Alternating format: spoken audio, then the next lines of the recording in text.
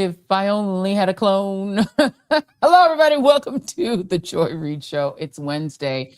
I can already see the chats already heating up.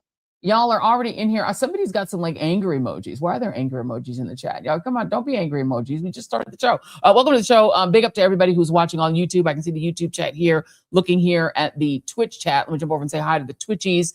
Hello to everybody that's watching on the Stack.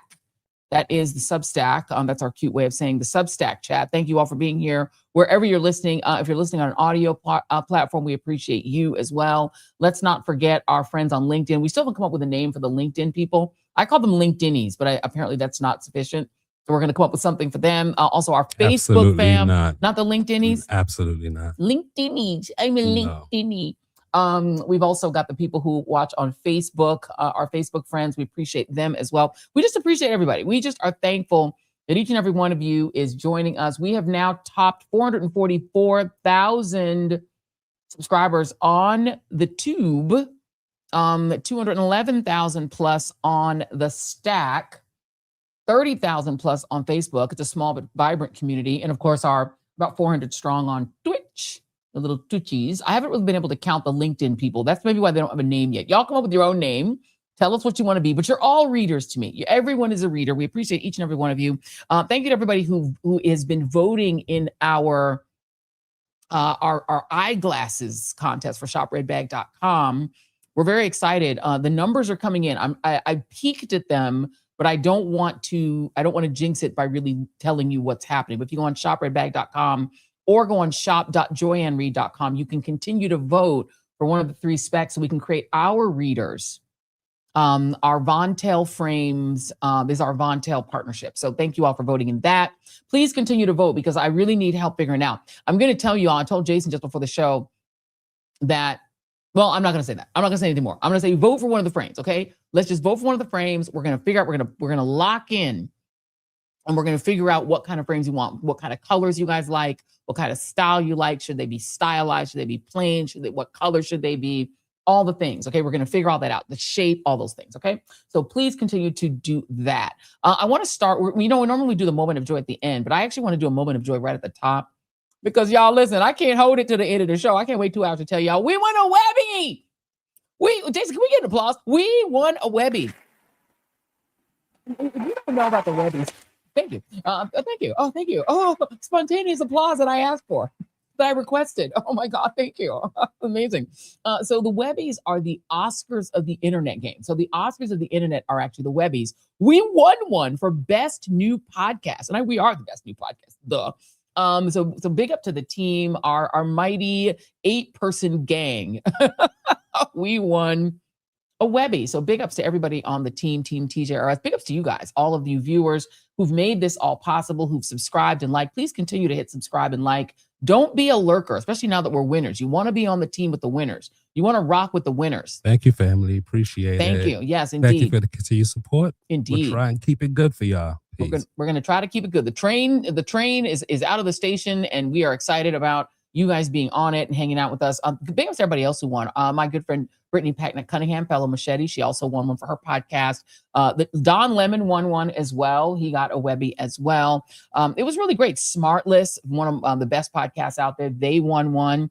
It was a really cool category, and we're gonna see if we can. You have to write a 5-word acceptance speech. So if you guys have 5 words that you guys think would be good, you have to write a 5-word acceptance speech because they're going to let everyone in. It's like hundreds of people won in different categories. There's entertainment. There's a lot of celebrity categories. So we have to write a 5-word acceptance speech. Do you want to reveal our 5-word speech? Or we can, I can tell you that one of our, I don't know if she want me to say which one, but one of our team members said, my 5-word acceptance speech should be, I am still here, bitches. I am still here, bitches. What do y'all think of that? I am still here, bitches. So that's one of the options that one of our amazing team members came up with. But yes, very excited. And I think it is definitely an affirmation of the fact that leaving mainstream media is not the end of your media sojourn and career. It's actually the beginning. I am so grateful to be in independent media because we're allowed to say and able to say things that I never could really say at work when I was working for corporate media. I still gave you the truth and I still spoke my mind, maybe too much, which is why I got fired on my day off. But I had to shape what I was saying, knowing that there could be jeopardy, on the other side, or I could get a call or somebody yelling at me or getting mad at me. If I cuss, I got in trouble. But here, there is no boss. We're the boss of ourselves. And that is an amazing place to be in. And I love being a boss. Pay the coach to be the boss. So we won, and I'm excited about it. And that is that. And let me now get to some breaking news. I want to get right to, there's some breaking news that literally just broke this hour, because we love to get to the headlines. A Virginia judge has blocked the state of Virginia from certifying the results of the election that just happened yesterday. The referendum to do mid-census redistricting in Texas. And this is the vote that you can see there. You can leave it on the screen, Jason.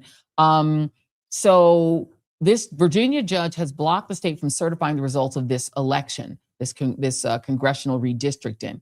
And Virginia's Attorney General, Jay Jones, who was just recently elected, he has confirmed that they are going to appeal this decision.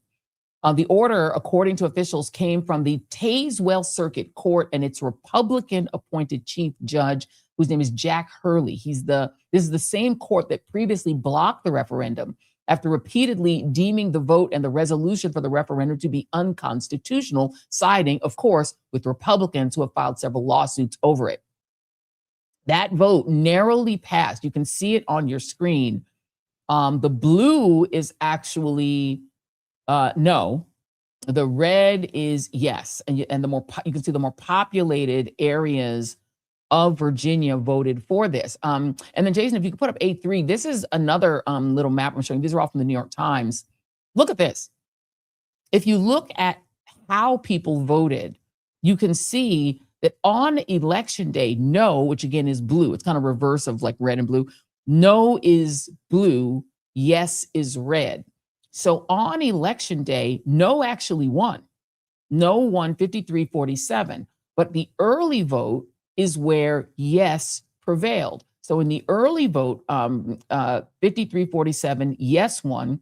And in vote by mail, it was overwhelming. Yes won 72-26. Now you can see that is the reason, of course, that Donald Trump started freaking all the way out on his team of Twitter and crying vote fraud and saying that it was confusing. And he's like, I'm a stable genius. And even I couldn't understand the wording, and demanding that the courts that the Federalist Society bought for him, like a present, demanding that they fix it. And it looks like one of his judges has complied. Now, this victory, this very narrow victory, was not a big win, but it was a narrow victory that came after Republicans had tried to fool Virginia voters with these mailers with Barack Obama's picture on it and an old quote in which he opposed gerrymandering to try to trick Virginia voters into voting no. But Obama checked them by putting out a video calling for voters to vote yes, saying it was a temporary way to stop Republicans from stealing elections. And a majority followed his lead. So if you look at where we stand in terms of Congress, because remember, it was Republicans and Donald Trump specifically who started this by ordering his minion in Texas, the governor of Texas in the legislature there, which is a super Republican majority, to gerrymander that state to get him 5 seats because he's so terrified of losing in the midterms and having to actually face a Congress that might check him, right? Currently, there's 213 Democrats, 218 Republicans, 1 independent, 4 vacancies, well, actually 5 now. I think that Sherflewis in Florida is now also out. She's also out of her seat. So you've got, and I think there was one person who actually just died. Yeah, he died today. Today. Yeah, David Scott, I believe. David Scott, right. So now you've got, I think, 5 or 6 vacancies. So there's a lot vacant. It's a 435 seat House of Representatives. And Republicans had hoped to shift that by picking up 5 seats in Texas, but then they got checked by California, which they passed a constitutional referendum, which also was challenged in court by Republicans, to gerrymander California in return. And then there started this sort of arms race. Democrats, they vote to do it, and then Republicans vote to do it. So Republicans would do it, and then Democrats were like, we're going to match you. Every single place Republicans tried to do this, Democrats vowed to match them with another state. Virginia was one of the match states. Maryland, which is still also fighting over whether they can do it. The governor wants to do it, but the Democratic leader of the House here is trying to fight it. So there's been battles in all these states over whether to do it. But the bottom line here is that with all the redrawn maps so far, I think even if you set Virginia aside, if you go through California, Missouri, North Carolina, Texas, and Ohio that have all done this, and Utah due to a court decision, Ohio was actually mandated by their state constitution. If you add it all up, if Virginia stays, if this survives the court cases, it would mean that essentially Republicans, with all the gerrymander they've done, could pick up to 9 additional seats in states where they've done the redrawing. But Democrats could pick up 10 seats. So it's a wash. It appears that Republicans put us through all of this, with Democrats having to flee the state of Texas. Remember, we had Jolanda Jones, State Rep Jolanda Jones, on with the maps. That all happened, and the Democrats went right back home and lost, and it happened, 5 seats gerrymandered. But now it's all moot. And then in addition to that, this is something Jason says a lot. We don't even know how the gerrymandering will really work in the real world. It could be that in Texas, in those 5 seats, Republicans don't pick up any of them, or they pick up 2 of them. It's not even clear that they accomplished anything by putting us through all of this. Some more news. So we'll see how this works out. But and I wouldn't be shocked if in the end, even though the Supreme Court already ratified Texas's gerrymander. So if this winds up in the Supreme Court and John Roberts doesn't want to look like a total shill, which he is, watch if John Roberts tries to say that Virginia's gerrymander is illegal, but Texas's was fine, because they let Texas's go through. You'll recall John Roberts and them said Texas could do it. Thank you very much, Paula Keys, for the $10. We appreciate it. Saying, wondering how these judges will thread this needle where it's okay in Texas, but nowhere else. Exactly. That is the point. Correct, madame. Because if John Roberts and friends say it's okay in Texas, but not in Virginia, they're going to have to explain why. Or actually, they don't have to explain why. They are unelected bureaucrats, effectively, who are Republicans with robes on, and they can do whatever they want. So I wouldn't be shocked if they say, yeah, but there's something about Virginia when it's just not there. But you can do it. We just want Republicans. They should just say, we just want Republicans to win. Just admit it. Just stop playing and faking like you're really, upholding the Constitution. They don't give a crap about the Constitution. They just want Republicans to win because they work for the super rich. The super rich are who own the country, and the super rich want to get their way, and they always get it through the Supreme Court. Almost 80% of the time they win. Speaking of super rich people who get what they want, remember Spirit Airlines? Spirit Airlines is like the Greyhound bus of flying. So people fly because it's cheap. I've flown it before. Some of the most terrifying rides of my life, but also Spirit can be very lovely. People who fly it, they love it. But Spirit's in financial trouble, and it now appears that the Trump regime is about to do a big bailout of Spirit Airlines, and maybe also of the United Arab Emirates. I've got my Dubai, you see I got my Dubai shirt on. This is my Dubai Air shirt. United Arab Emirates is maybe about to get a giant bailout. That happens to be the country that's a big investor in the Trump family crypto schemes. They have asked for a big bailout loan because of all the damage that the Iran war has done to their economy. So they want like a big bail. They may get that because, of course, he has to help them because they invest in his crypto. He's also perhaps looking to bail out Spirit Airlines. Now, the Spirit deal is interesting in a country that's supposed to be capitalist. The airline in this deal would get about $500 million of your tax money in exchange for giving the Trump regime an equity stake in the discount airline. So basically Maoist Chinese style communism as the government takes stakes in American companies, like how China kind of owned TikTok before Trump's friend Larry Ellison bought it. The U.S. probably, there's a whole thing about, should U.S. Steel have somebody? They're trying to buy parts of American companies to own them. That's what China does, but I guess we do it too. Meanwhile, apparently the U.S. blockade on Iran is collapsing. Reports are that dozens of Iranian ships are slipping past the U.S. Navy ships and getting oil out of the strait anyway. There's one report in the Financial Times that says that as many as 34 Iranian oil tankers have slipped through the blockade. Blockade, blockade. Blockade, and soon I might be impeached. That song is very catchy. I'm sorry. That's one of my favorite little songs that has come out of the Trump mockery. But apparently the blockade is not working. About 19 vessels, according to the Financial Times, slipped through, exiting the Persian Gulf, and another 15 ships entered the Arabian Sea going toward Iran. 6 of those tankers were allegedly smuggling Iranian crude oil, totaling 10.7 million barrels, according to the Times, which is estimated to be worth approximately $910 million in revenue for the regime. This as Grandpa Full Diaper pulled James David back from going to Pakistan to negotiate, because, what's the point at this point? And he's extended the ceasefire for the indefinite future. Oil is back up over $100 a barrel as it becomes clear that Trump basically has two options at this point: escalate or surrender. Escalate or surrender. This as the Epstein class has successfully gotten the former podcasters who pushed for the release of the Epstein files during the campaign to bury them instead and put Ghislaine Maxwell in Club Fed. And Trump's approval ratings have collapsed into the low 30s. Record low disapproval. Record low approval and record high disapproval for Trump. He's in the 30s. And this is like even the Fox polls at this point, he's in the 30s. All the polls. There's a new NBC poll that has him, I think, at 32%. It's an historic low, lower than any other previous president except the previous record holder, Donald Trump, 1.0.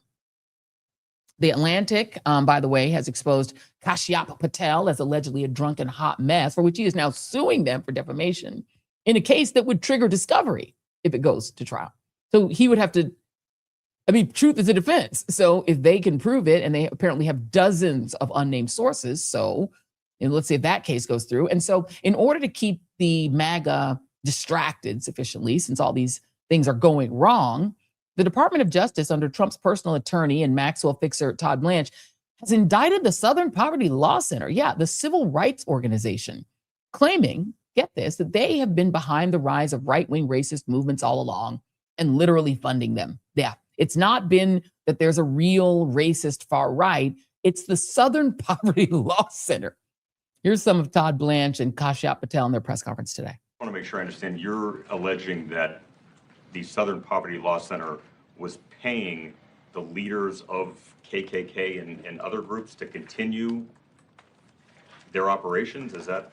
I'm not alleging it. The grand jury returned an indictment that says that. And so what the investigation found, according to the indictment that was returned today, is that they were paying. So the Southern Poverty Law Center is raising money, asking folks to give them money to dismantle racism. And over a very long period of time, they were using some of the money they raised from donors to pay to, they called them field, basically to informants,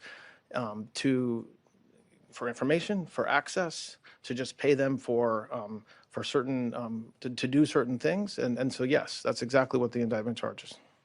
You mean like paid informants? So Todd, you are a lawyer, right?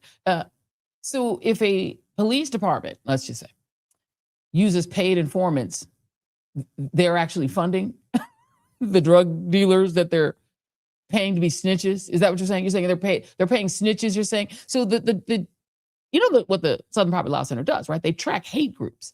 So he's saying, no, they weren't really tracking them. They were actually funding them. Let me read from the New York Times. The Justice Department charged the Southern Poverty Law Center, a civil rights group that has long tracked hate groups, on Tuesday with financial crimes, accusing it of defrauding donors by using their money to secretly pay informants inside extremist organizations. Paid informants is a thing. And let's keep going. At a news conference announcing the charges, Todd Blanche, the acting attorney general, said that from 2014 to 2023, the group made payments totaling more than $3 million to people who are affiliated with extremist organizations like the Ku Klux Klan and the National Socialist Party of America. The law center, he added, was doing the exact opposite of what it told its donors it was doing, not dismantling extremism, but funding it. And here's the money line from the Times. The indictment, however, offers little to support the notion that the group's payments to informants was meant to aid the extremist groups they had infiltrated.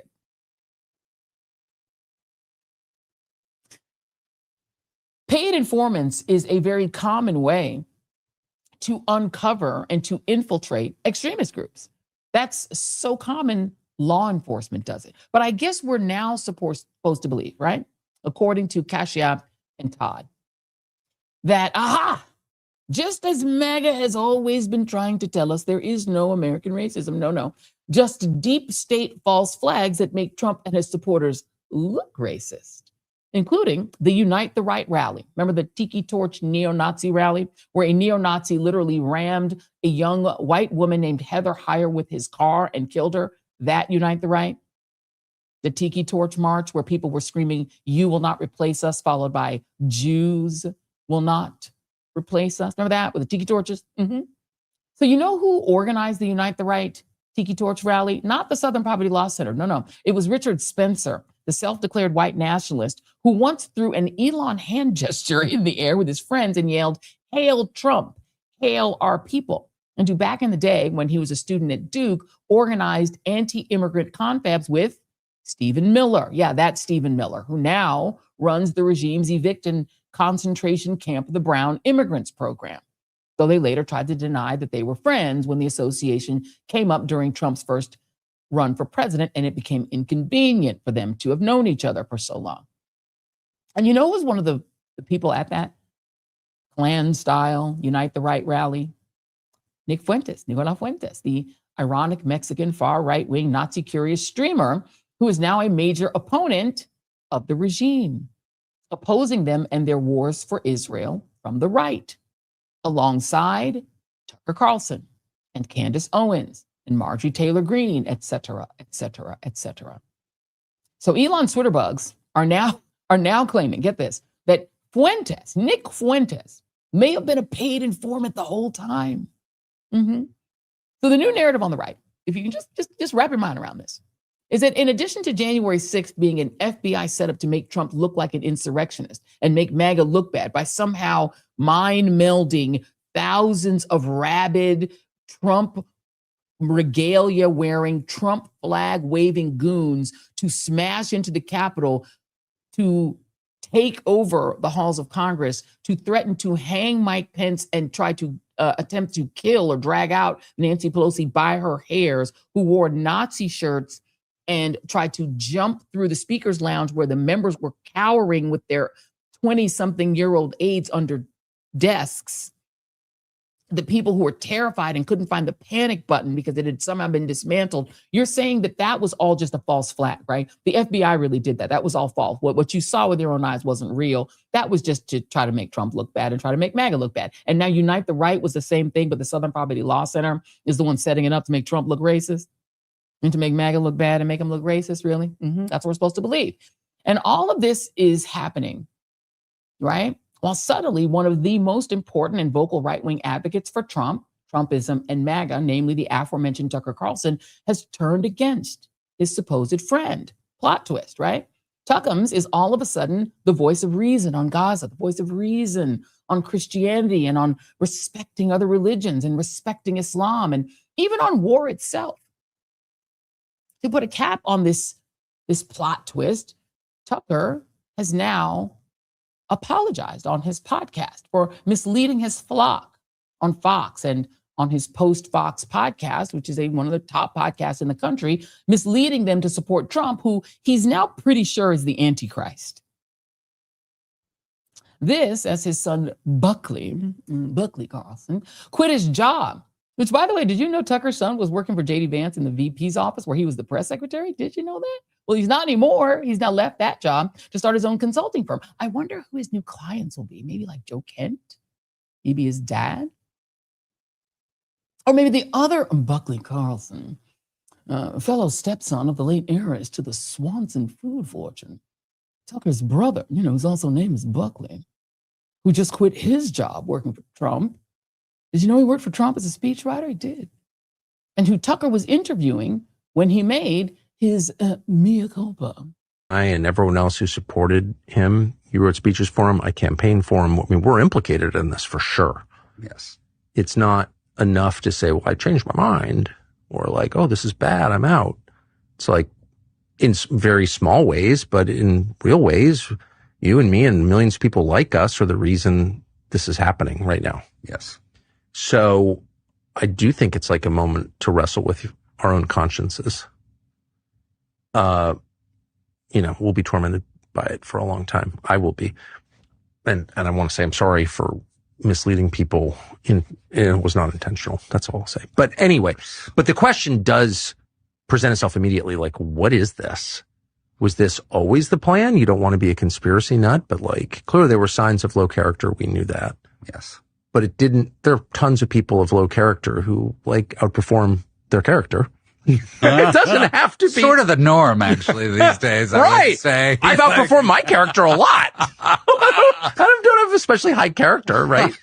But, you try your best. But what was this? Was this always the plan? Like, what is that? Yeah, I mean, what is that? That's too much. That's crazy. You know, he's like, he goes into this like maniacal laugh. Like, you know, he's like, oh, greetings. We have somebody from London. Hello, cheerio, chip, chip, pip, pip, Celia Brooks. Yeah. What was that? What was that, Trump? I mean, Tucker, what was it, Tuckums? What was it? Was it always the plan? All these, like more than a decade that you've been riding with Trump, was he always fooling you? So you would fool your viewers? And like, see, what are you sorry for, Tuckums?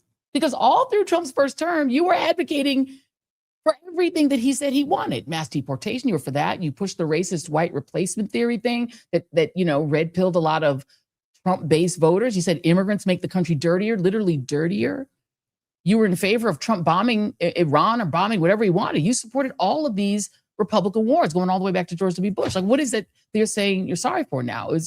It was Tucker. It was Tucker Carlson who reportedly pushed Donald Trump to put J.D. Vance on the ticket. According to a New York Times report, he said he needed to put J.D. Vance on the ticket, or else if he put a neocon like Marco Rubio, he'd probably get killed, assassinated, because he'd be setting it up that the elite this elite son of an heiress who has bragged that he never has to work. And then the Fox News thing was just a fun thing he did on the side because he's so rich. That's something he has said, that he pretends to be battling the elite. And his whole show was about battling the elite. But he admits that he's the elite, that he is super wealthy. Remember when he interviewed the guy, Martin Bregman, who was like, we need to be talking about taxing the rich. And he kind of screamed at him because he wouldn't back down from saying that you need to tax the rich. And he was so affronted that he like yelled at the guy. Remember that? The taxes guy? This elite guy who pretends to be battling for the working man, who took over Bill O'Reilly, who was doing the same shtick at Fox, that's battling for the working man. These very wealthy men who are very privileged saying, I'm here for the working man. But he is friends with Peter Thiel, James David's sugar daddy, who is the person who essentially has his hand up J.D. Vance, like J.D. Vance is a puppet. That's Tucker's friend. And he and the other rich boy bro said, you got to put our guy J.D. on the ticket. Someone else who used to say Donald Trump was maybe Hitler, that you can't trust him, that he's no good. And then all of a sudden, all these people who despise Donald Trump, Rubio, J.D. Vance, Tulsi Gabbard, all these opponents of who said that Donald Trump was unfit to be president, horrible, you know, taking the white working man astray. All of a sudden, they all like on the team. And Tucker rubber stamped all of that. And now we're just supposed to believe that the guy who helped to assemble this team that's got us going to war because Bibi wants us at war. Now we're supposed to just trust that he knows what is best for us. He knows what's best for America. He knows what's best for Christians. He knows what's best for Christianity. Because again, I have family members texting me the stuff he's saying on his podcast saying, wow, this guy's really making sense. But this is the same guy who literally did a documentary while at Fox using Capitol Hill surveillance footage that was sent only to him by former Speaker Kevin McCarthy so that he could lie about the insurrection and claim that it was totally peaceful. He lied for Donald Trump and supported his continued lie that the 2020 election was stolen, helping to trigger that lawsuit by the voting machine firms Dominion and Smartmatic that resulted in the discovery that he had sent emails calling Trump a demonic force, saying he hated him passionately and could not wait to never have to talk about him again. We're very, very close to being able to ignore Trump most nights. I hate him passionately. But he also then said, but I love Trump. He subsequently denied those emails and said, but I love Trump, and then was hanging out with him again after those emails were leaked. Which is it? Which is it? And how might it happen that Tucker might never have to talk about Trump again? How might that happen, this whole thing of never having to talk to Trump again? Well, okay, let me give you all a scenario. What if Tucker and Candace and Joe Kent and Megyn Kelly and Marjorie Taylor Greene and all of those guys, all of these people who are now the America First breakaways from MAGA, right? The MAGA split. What if they could lead the now doubly angry, broke, paying high gas prices, disappointed that the Epstein files didn't come out, QAnon curious, but turning out Trump is the guy behind QAnon. You know, all of those guys who are now pissed off about the war, pissed off about Israel, all that. What if this group could lead those angry MAGA base people away from Trump, steal them from him, and hand them over to the new daddy, J.D. Vance, whose sugar daddy is Peter Thiel, or maybe Tucker himself, Peter Thiel's friend. Maybe he or Joe can't run for president themselves in 2028. They would certainly take a huge chunk of the MAGA base with them if they did. And who would control the White House if one of those people that I just mentioned, Joe Kent or Tucker or J.D. Vance, became president? Who would control the White House? The people? The populists? No, Peter Thiel. And who does Peter Thiel represent? He represents Palantir. He's a part of that, the company that raked in $1.8 billion in mass surveillance cash last year from the federal government, paid by your tax dollars, and which is providing the AI tech that's being used to wage this war on Iran and the war in Gaza and the war on Lebanon. Alex Karp and the rest of the forever war and mass surveillance oligarchs, who, along with the fossil fuel oligarchs and the Wall Street oligarchs and the people who want to cut down all the timber and turn it into whatever, those are the people who own this country, to use the old George Carlin term. Just a reminder for a moment of what Alex Karp sounds like. Take a listen.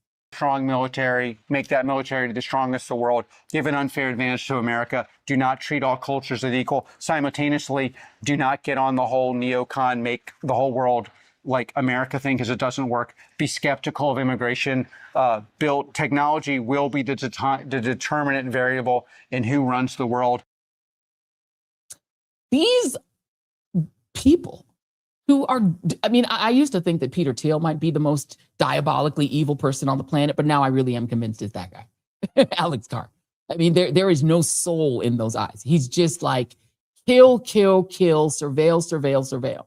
You know, between him and Larry Ellison, who's just like the wax-faced, you know, monster, who's like surveil, surveil, surveil, camera in your car, camera in your room, camera in your bed, camera, camera, camera, watching you all day long. And this guy, Alex Karp, is like, yes, camera watching you all day long, drop bombs, F those Palestinians, kill them all, kill in the name of the West. He might be the most evil out of all of them, y'all. I'm sorry. Elon bad. They're all bad. But he might be actually the most evil, right? And so is this the gambit, though? I mean, and I cannot say that I know this. I'm not reporting that this is the gambit, but this is an interesting question, right? Is this the gambit, right? The gambit for the other side? Because it kind of does feel like a heads I win, tails you lose gambit for the country's owners to get the base back in line. Because just to come back to Trump for a moment, if you believe all the bad things that have been said about Donald Trump were really just lies that were fed to you by the evil media, by the likes of the Southern Poverty Law Center, that means you're going to stay with Trump and stay under the control of Palantir and Peter Thiel and Tucker. I mean, I'm sorry, Palantir and Peter Thiel and the Epstein class oligarchs. You're going to stay with them because you're like, Trump was done wrong. Trump was lied to. I'm staying with the team. But if you leave Trump and go with Candace and Tucker and all of them, isn't that still rolling with Palantir and Peter Thiel and Elon? Because like, it's almost like, you know, MAGA's being given the illusion of choice, while the endless war mass surveillance guys are on either side of that equation. They just need them to get in one of these lines, all of which lead to the same place. You roll with the Israel first neocons like Ben Shapiro and Lindsey Graham and Marco Rubio and Mark Levin. You get AI-driven endless wars powered by Israel. Or you roll with the Tucker Carlson team, and they're all allied with Peter Thiel. J.D. Vance, all of them are all Peter Thiel people. So they're also allied with the AI oligarchs and Palantir. So no matter which way you turn, the same people would still be in charge, no matter who wins in 2028 if it's a Republican. Because if you really believe that pretend anti-war Peter Thiel puppet J.D. Vance and suddenly anti-war but also deeply anti-non-white immigrant and white replacement theory believer Tucker or far-right Joe Kent are going to restore America first and bring infrastructure, not bombs, or whatever else they're selling you, you really are not paying close attention. The winners of this game will be the same winners of all the games. Peter Thiel, Palantir, Elon, Jeffrey Sachs, Sam Altman, Mark Zuckerberg, Jeff Bezos, the CIA crowd, all funded with CIA money. the whole tech bro oligarch gang. They win either way. And I'd unfortunately throw some Democrats, some powerful Democrats are in that bag too, because they are also Israel first, wars against the brown people, money for the B-35 bombers will never stop funding endless, never ending war. And what Israel is, I'm now realizing as I become an adult, is it's the war machine. It's the place that never stops going to war with its neighbors. It's perfect. If you're a defense contractor, you've got to have in Israel. They just keep buying more bombs. And there's some Democrats that are in that bag too, y'all. So we are now in a heads I win, tails you lose mess. And the brown countries just keep getting bombed.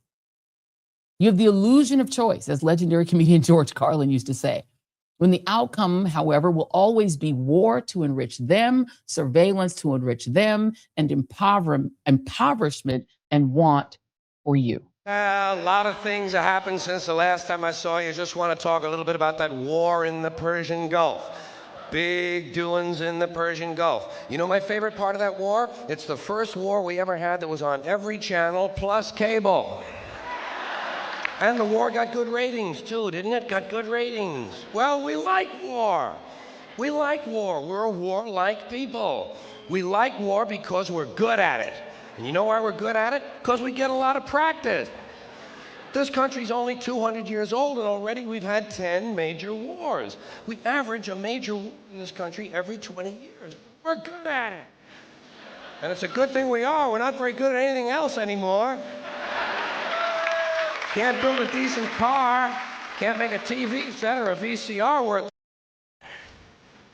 Got no schools. Have to get health care our own. And educate our young people. We can bomb. We can bomb.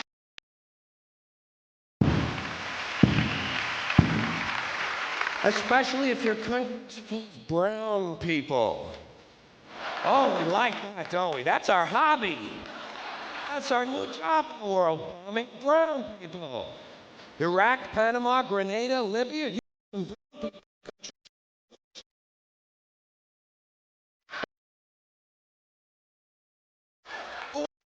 White people you do remember that we bombed. Can you remember the last white people? And white people we've ever bombed.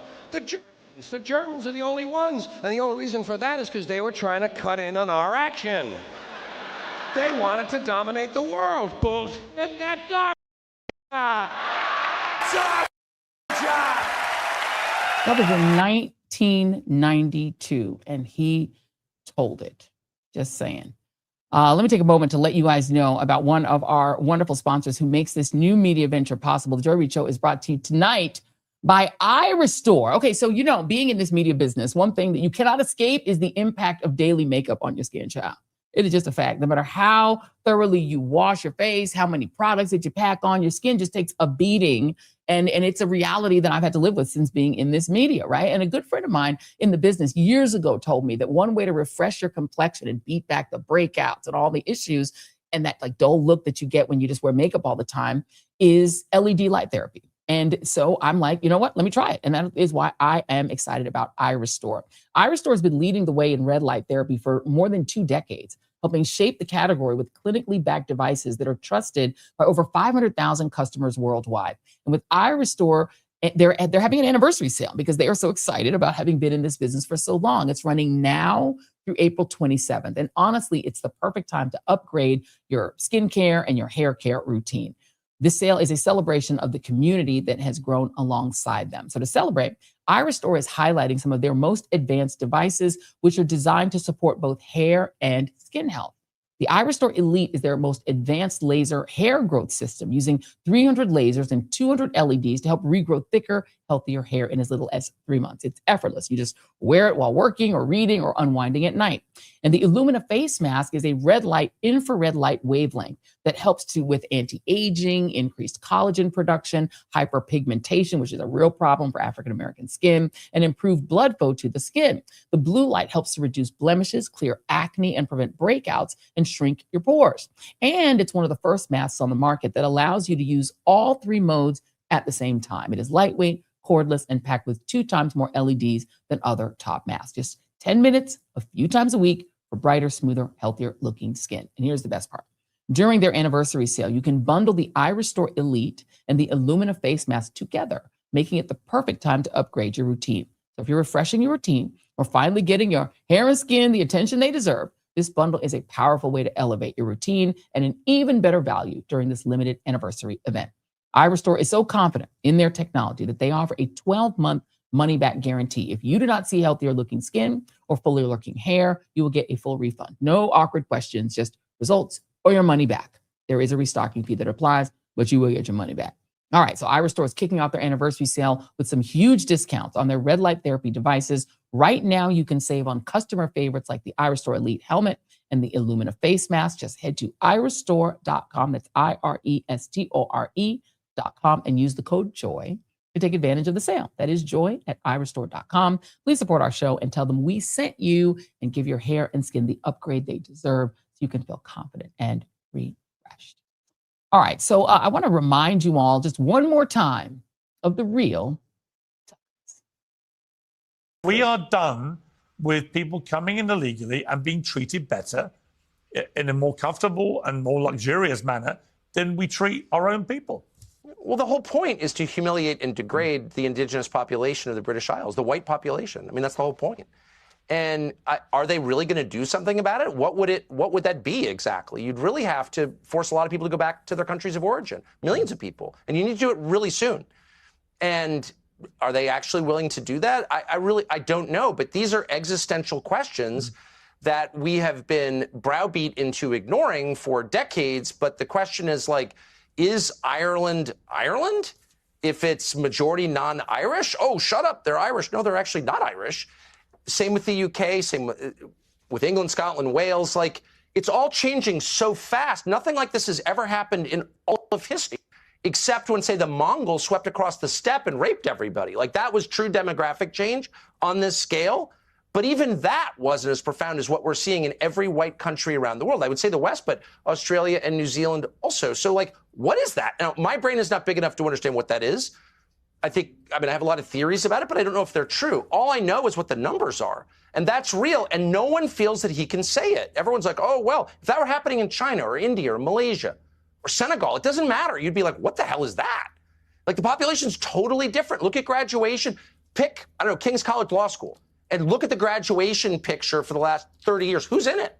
Just, like, let your eyes tell you the truth for once. Like, this is a total change in population.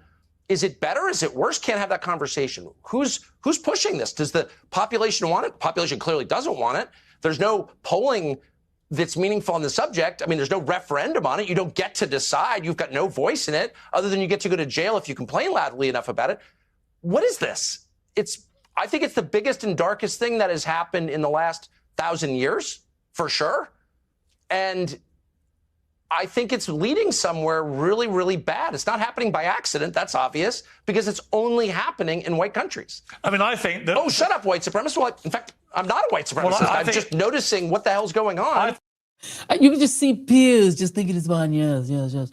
If only the British Empire hadn't created empire by taking control of India and much of Africa and enslaving so many blacks and bringing them here, such that they could reproduce children, and children could actually reproduce children. And if we hadn't bring all those Malaysians over, we thought, man, yeah, you can almost see his mind working. If only we hadn't enslaved so many people, maybe they wouldn't know where we were. Joining me now is our great panel, our friend Wajahat Ali, host of the Democracy-ish podcast, writer, recovering attorney, curator of the Left Hook Substack, author of Memoir to Play, and former Trump administration 1.0 communications director for the time period, here to be known as one Scaramucci, the Anthony Scaramucci. Thank you both for being here.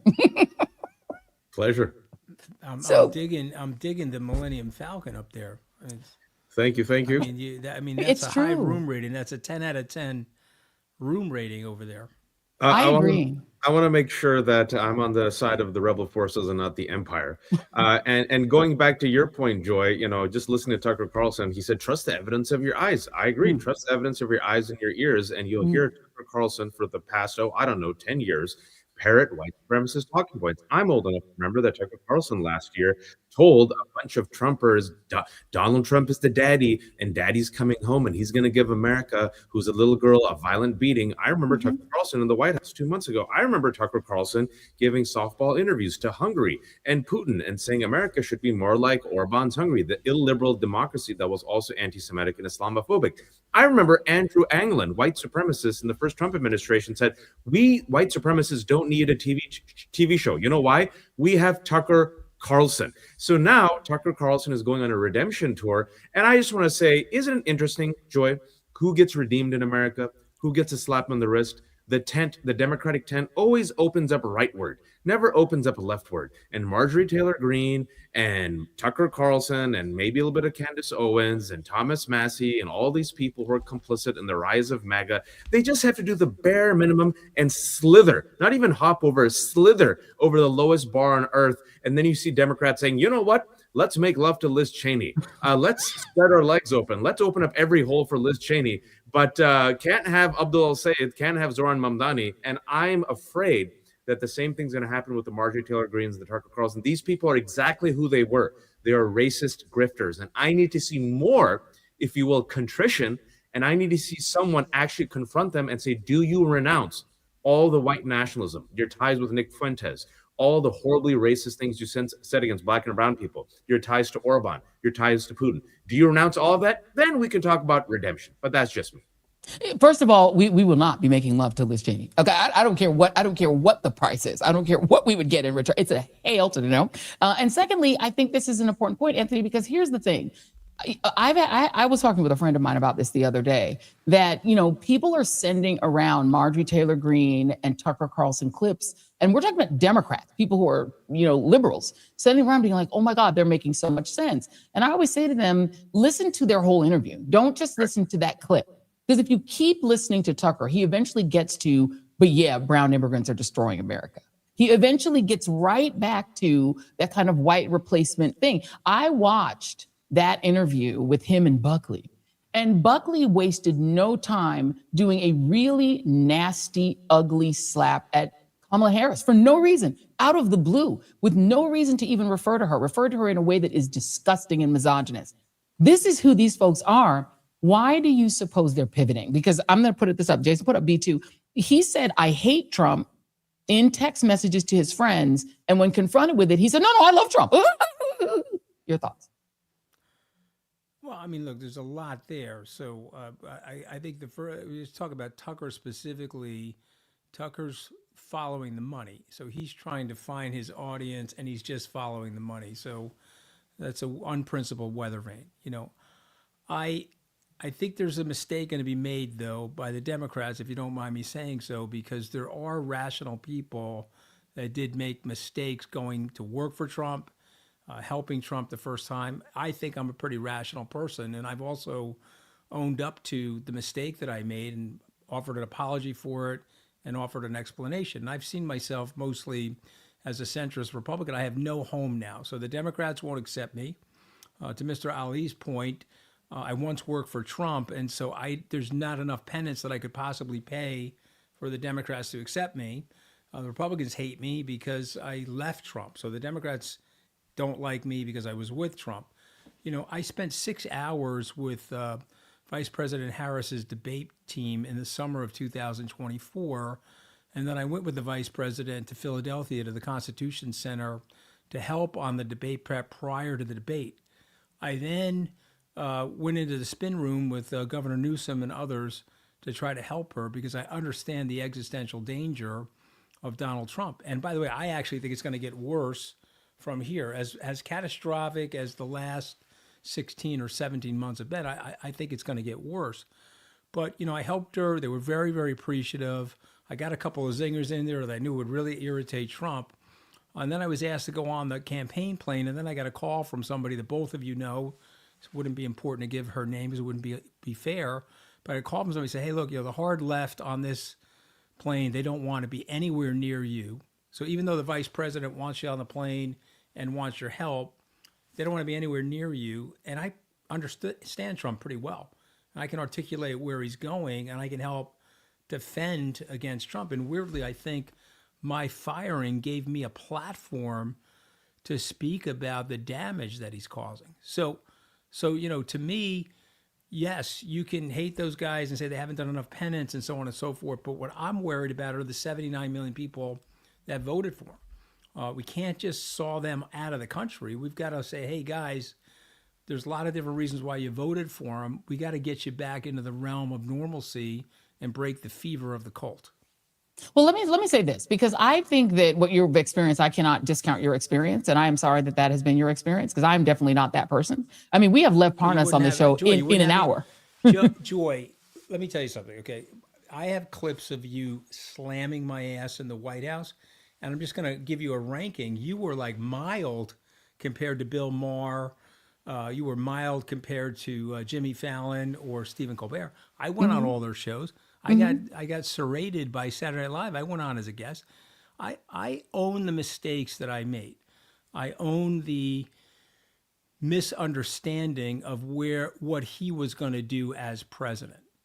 However, I do see the economic desperation of the people that are clinging to Donald Trump. I mean, we've got to get those people back into the system. There's a group. I grew up in a blue collar family, guys. My father was a crane operator. We were economically aspirational.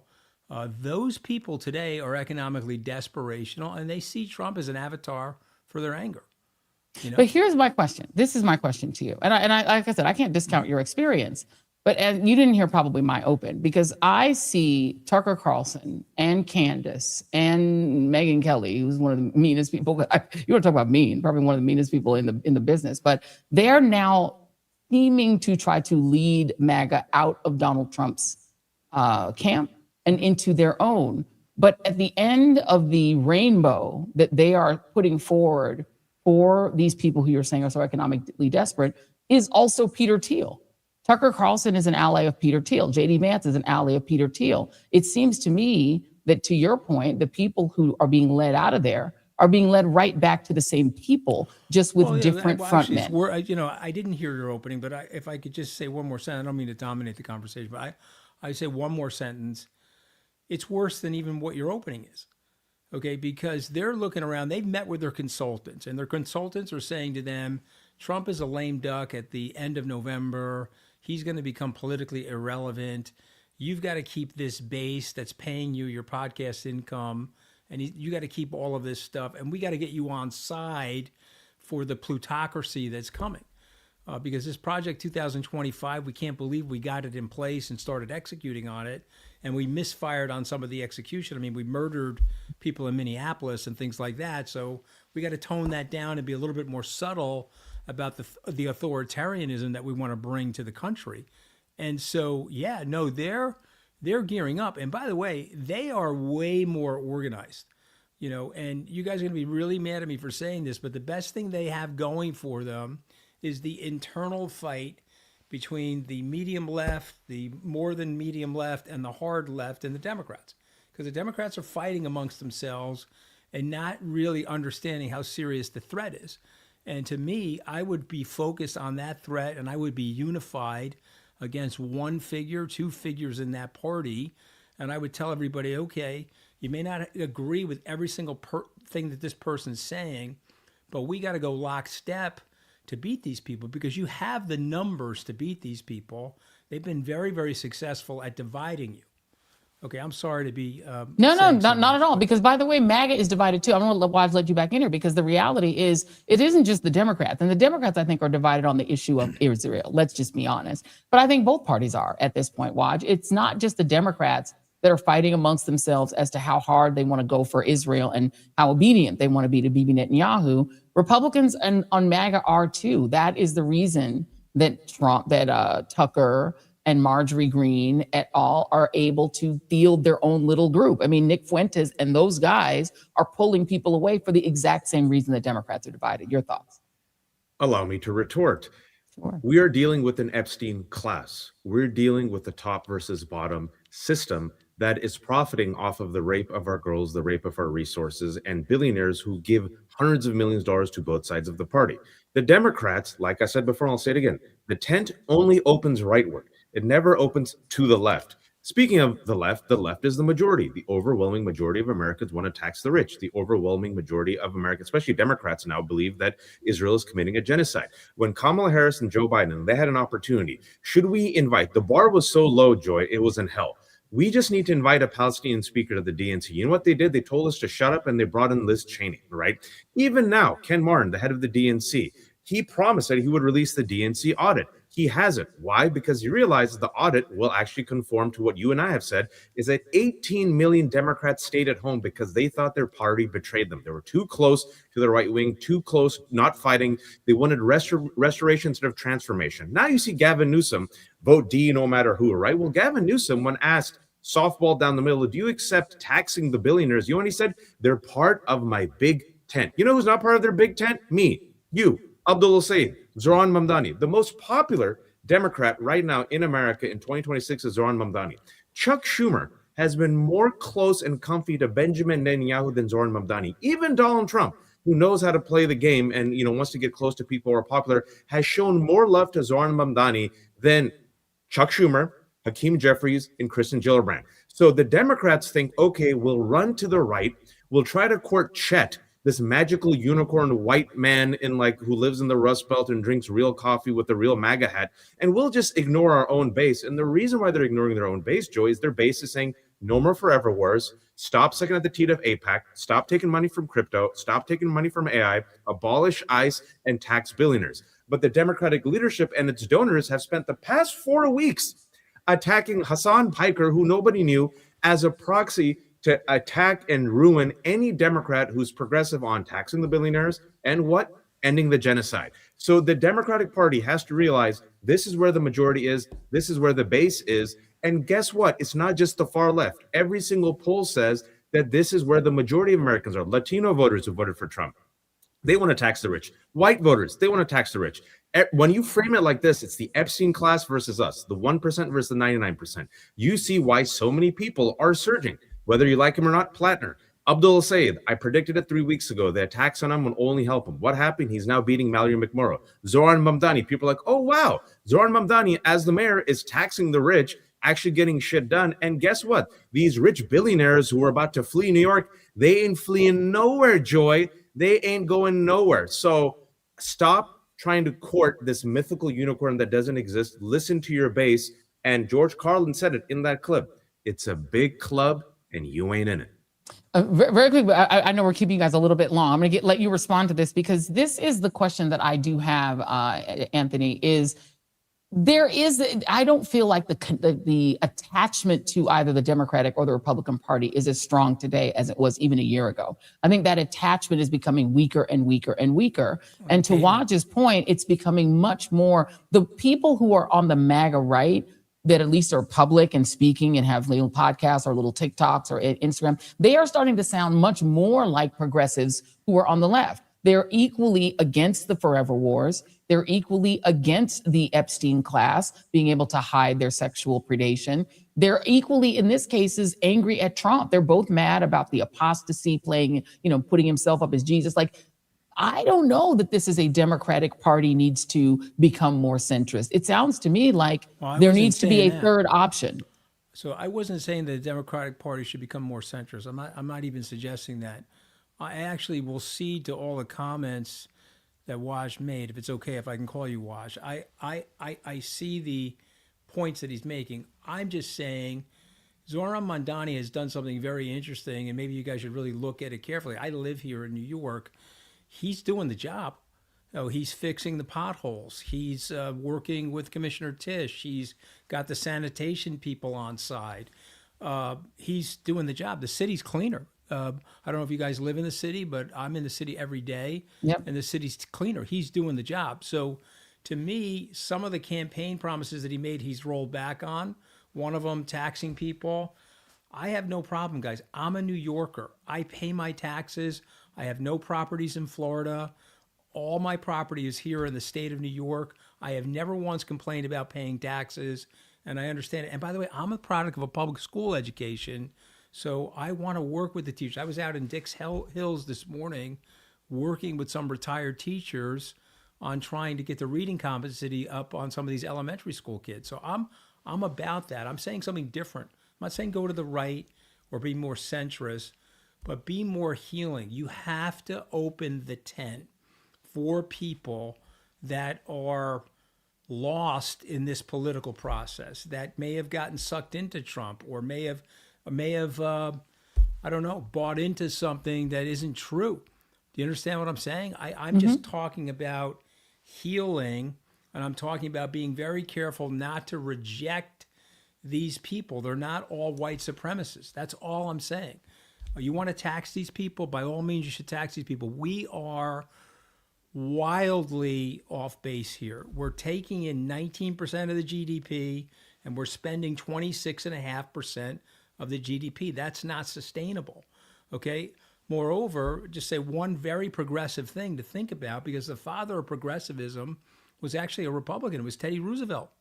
And if you read Doris Kearns Goodwin in The Bully Pulpit, he brought the robber barons to the White House and he said, you got to knock it off. If you don't knock it off, okay, and he started busting their trusts and he put progressive ideas in place, which ultimately led to a progressive income tax system. And so listen, I'm the product of a burgeoning middle class, guys. My father operated a crane, and we had a small house on Long Island, and we had more than we needed.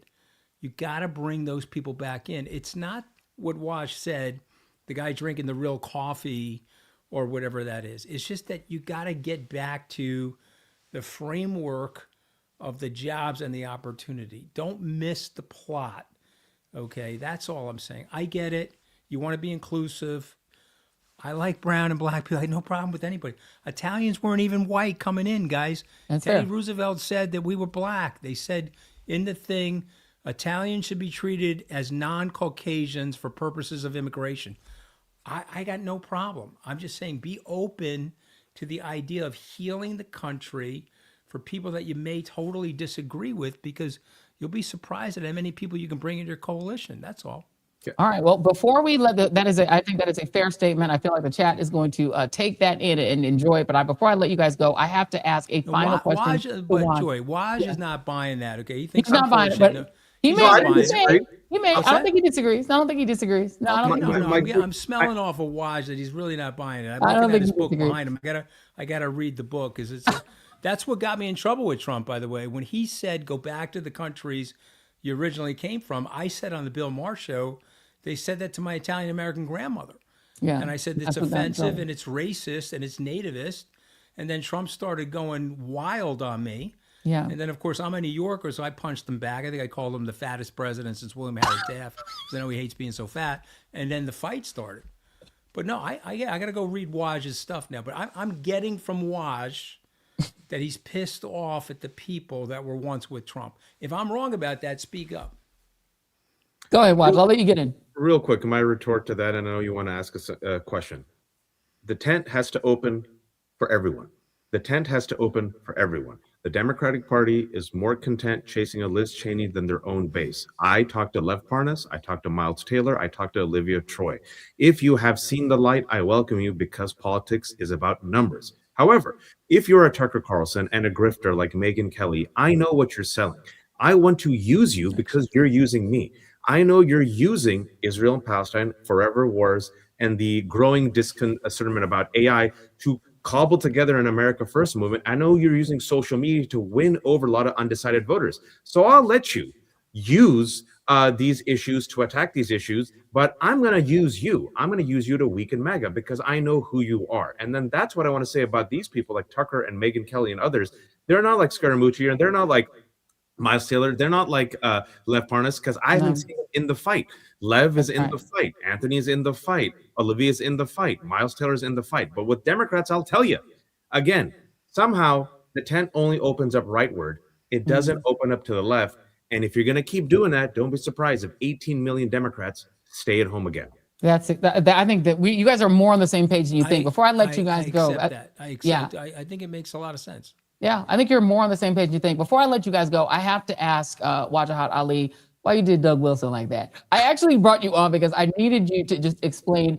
Those of you who have not seen the Piers Morgan interview where Pastor Doug Wilson got taken to the woodshed by our good friend Waj, I just want to let you say more about how it felt to get in front of somebody who is, talk about misleading people in their faith and taking him apart. Your thoughts, and I'll give you the final word on that.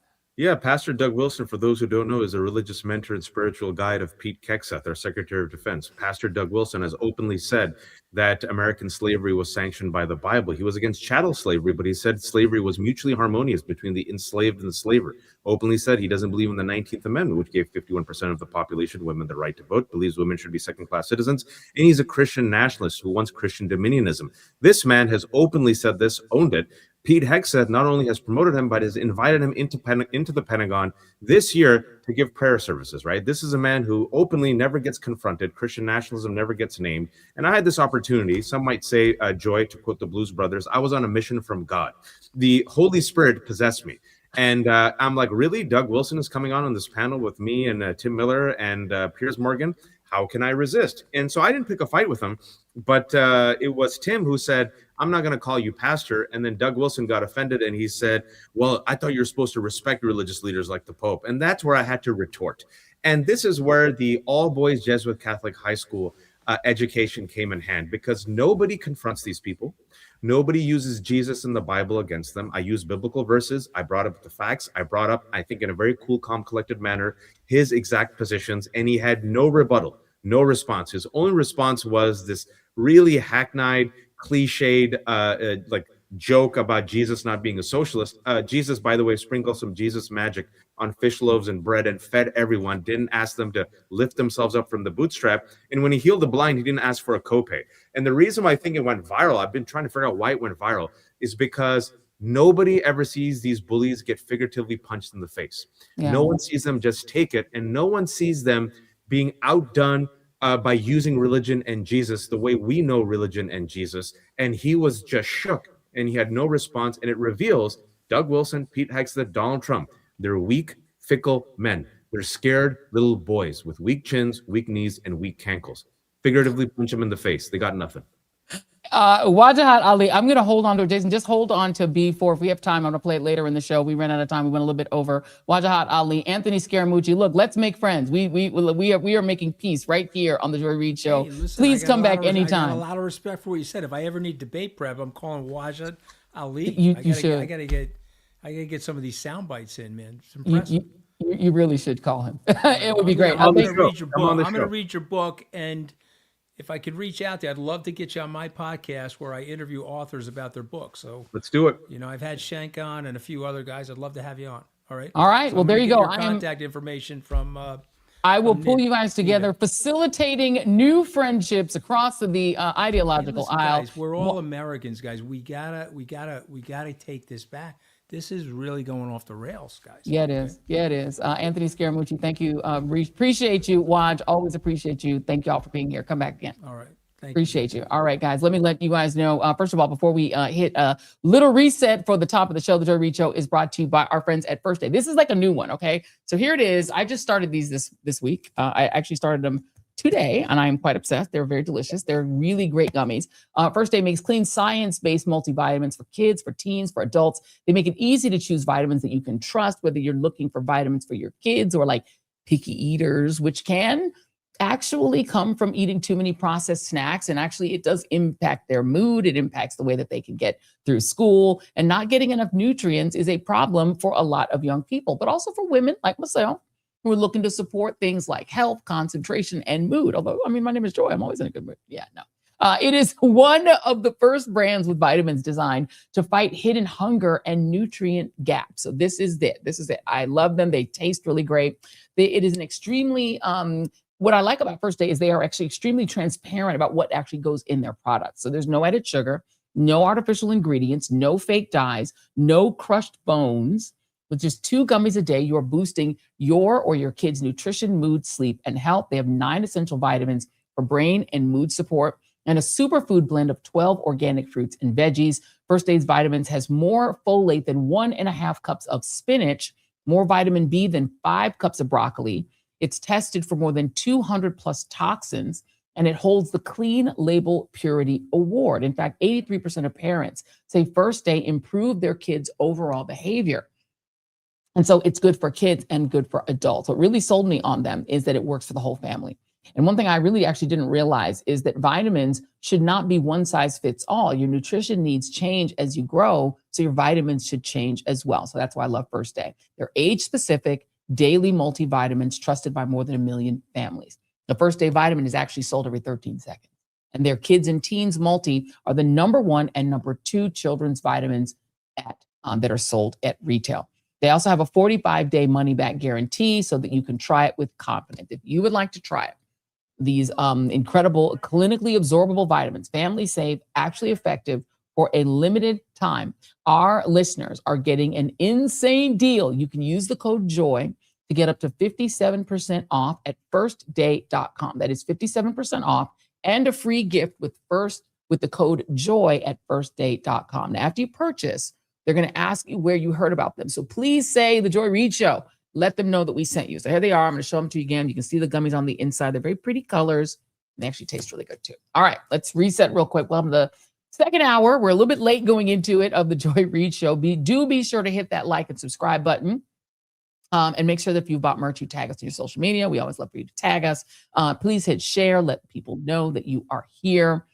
And I want to give you one more of our sponsors before we jump into our content, because we're also brought to you by one of our new favorite brands, which is Helix. Now, we have finally started really getting to enjoy our Helix. Helix is an incredible mattress model. It is really great for people who are side sleepers. You get that numb arm. You get for me, I get super hot and then super cold because, #menopause. If you've had sleep issues, if you are an insomniac like myself, this is actually something that you need to think about. You need to think about changing your mattress so that you can actually change your sleep. And having your sleep improved actually changes your life and makes your day better. And with Helix, they not only give you a fantastic mattress that's comfortable, that's air soft, that's actually customized to the way you sleep. They also give you free shipping and seamless delivery. They deliver that mattress right to your door, free shipping, and a 120-night sleep trial and a limited lifetime warranty. They call it the Happy with Helix guarantee. You rest easy with your seamless returns and exchanges, and it's a risk-free customer-first experience designed to ensure that you are completely happy with your new mattress. It's award-winning, or you get your money back. So if you want to try it, go to helixsleep.com/joy for 20% off site-wide. That's helixsleep.com/joy for 20% off site-wide. Please do enter our show name after checkout so that they know that we sent you at helixsleep.com/joy. Okay, let's get to a couple of the hearings that have taken place this week. We do like to give you guys some sound when those members of Congress drag those Trump regime officials to Capitol Hill and make them answer for the things that they're doing. So Senator Chris Van Hollen of Maryland, who is becoming one of my favorite figures in the United States Senate, he questioned our friend Mr. Lutnick, the guy who took his family to the Epstein Island, took his kids and his wife, very strange, Harold Lutnick, and he questioned him, and here is how that went. It's C1. Of responses. And so I am going to go back to requests and letters that were not responded to, because you did say at the last hearing with respect to the Epstein affair that you had, quote, nothing to hide. I assume that is still your testimony today. Is that right, Mr. Secretary? That is right. So why have you not responded to the letter that Senator Merkley and I sent following up on the last hearing, asking for documents just to be transparent about the situation and answering the questions that we presented in that letter? The last time we were together, I agreed and answered every question on that topic with this committee, and I answered each and every topic. I have voluntarily agreed in less than 2 weeks to sit and answer questions on this topic, fully whatever questions are asked of me, voluntarily in less than 2 weeks with your House colleagues. I would ask you if there are any questions that you want me to answer. Please give them to House colleagues, and I am going to answer them all. But I am here today to testify about the budget, and I look forward to discussing the president's budget with you today. But I am volunteering within 2 weeks to answer any and all questions on this topic. Well, Mr. Secretary, I'm aware of that. we presented you with questions and requests from this committee that have not been responded to. So we're going to have to continue to pursue that. We will follow closely what happens in that proceeding. I hope you will provide them with the materials that we hope to secure here as well. And again, the reason I'm asking this question at this hearing is because we didn't get a response to the letter. No response at all to that earlier letter. No response at all. So basically he's like, Mr. Senator, I'm going to answer that in 2 weeks when I've had time to get my story together as to why I took my teenage children and my wife to Lolita Island with Jeffrey Epstein. But you can't answer it sitting right there. I mean, you're right there. Just answer the question right now. If you've got an answer that makes sense and you're not going to lie, why don't you just answer the question? Like, I don't understand it. Also on Capitol Hill, Congresswoman Nancy Mace is requesting that a member of Congress be expelled. There's been this sort of rash of Republicans attempting to sort of act like they are doing sort of everything except for dealing with the Epstein files. So suddenly they want to root out all of the sexual predators and all of the people who are allegedly violent. There's suddenly this sort of moral impetus to sort of do this sort of work, right? And so Nancy Mace, who is a big supporter of Donald Trump, who has defended Donald Trump despite he himself being a civilly adjudicated sexual abuser of E. Jean Carroll, and who got into a whole fight with on ABC with George Stephanopoulos over it. She's now calling for Corey Mills to be expelled. Now, Corey Mills is facing an ongoing House Ethics Committee investigation following allegations, including domestic violence, stalking his former girlfriend, falsifying his military records.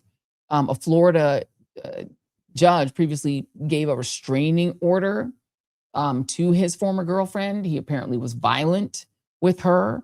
And so, you know, I can agree with Nancy Mace, actually, that he probably should be expelled. And there is now a sort of list of members of Congress on both sides of the aisle who are being accused of all sorts of things when it comes to either sexual misconduct or violence. And now there's a certain sort of rush to morality. And these people have been serving alongside these people all this time and have never said anything. But suddenly when you've got a war that's not going well, a president who's deeply unpopular, and now they smell blood. They're like, now this is the thing we can do to make it seem like we're actually doing something, that we're actually, you know, making a difference in Congress. So Nancy Mace doing that. I'm not trying to say that this is not a legitimate expulsion attempt. I think probably he should be expelled. But that is happening right now. But she's telling him, Corey, your days are numbered. Start packing, she said in a statement. But, you know, he's also pointing the finger back at her because she's also been in the center of controversies as well. And he's saying, well, if it's about anyone who's under an investigation or accusation needs to be expelled, if that's the case, why wouldn't she herself be setting herself up for expulsion? And this is in reference to Nancy Mace being investigated by the House Ethics Committee over whether she improperly collected thousands of dollars in reimbursements for lodging expenses when she's traveling.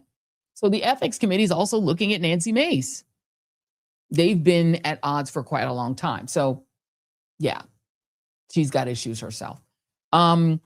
Let's also do one more. This is a crazy story. Have you guys heard about the sugar daddy scandal? This is actually pretty nuts. So apparently there is a top-level Trump counterterrorism official whose name is Julia Varvaro, who allegedly is collecting money from sugar daddies to pad her exorbitant lifestyle. The Trump regime is basically like a mob outfit that's got all of these absolutely bananas people in-house. I mean, the first Trump administration were quite normal in comparison. Scaramucci was in that administration. They were normal compared to these people. The people who are in here now is just a sort of cavalcade of messy people. So this woman, one man complained about her. This is in the Daily Mail. complained that he spent $40,000 on Ms. Varvaro during a 3-month fling that started when they met on a dating on the dating app site Hinge. She was an attractive girl, and I swiped right, said an executive named Robert B., who asked that his last name be beheld. The 29-year-old Ms. Varvaro, who earned her PhD in Homeland Security in 2024, has served as the Deputy Assistant Secretary for Counterterrorism since May of 2025. But the divorced father says that he took her on first-class trips to Aruba, Italy, San Diego, and South Carolina during their short fling. She's saying she did nothing wrong. I didn't know it was bad to go on vacation with your boyfriend. But apparently, she has done this more than one time with wealthy suitors.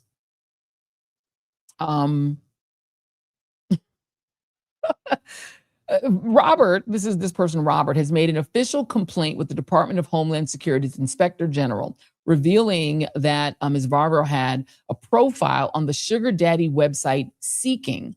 On the page, which was seen by the Daily Mail, she called herself Alessa and offered seductive sophistication, allegedly. She allegedly used the same photo that is on her Instagram. Alessa also said she is flirty, fun, and fond of sultry spaces, mystery lounges, velvet shadows, wine in hand. She said she is drawn to masculine men, a masculine man who is attentive, protective, and quietly playful for mutually beneficial experiences. Varvaro denied having a profile on Seeking when questioned by the Daily Mail. The profile, which was set up on the day after Thanksgiving last year, was removed after the Daily Mail initially reached out for comment on the article. It's one of the weird scandals. There's just a lot of weird stuff going on in the administration. I just thought I would bring that to your attention. I don't even know why. Let's bring on our friend Lev Parnas to bring some. Lev, I figured I would lead you in with something fun. Joy, I can't. I love you.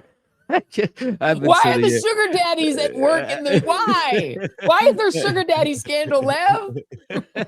I mean, listen, you just remember how Trump met Melania. I mean, so it's all allegedly. There's a lot of allegedly going on. There's a lot allegedly going on. Christy Noem's husband and this. He's got the fake breasts on. This is like a freak show.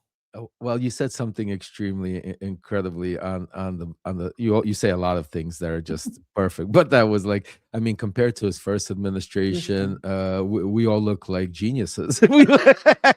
even I want to raise my hand. Even I start looking pretty good. Mark Milley was there. Yeah, you had like people who people Miles Taylor. We both know Troy, him. yeah. He's perfectly normal. There are people that we now know and that we speak with we've criticized them for taking the job, absolutely. But once they took the job, they were not crazy people. There were Stephen Miller types in there, but there were people inside the administration the first time who were somewhat normal, right? They were the generals. I didn't like Mark Kelly, but he was a normal-ish general. It's now a freak show.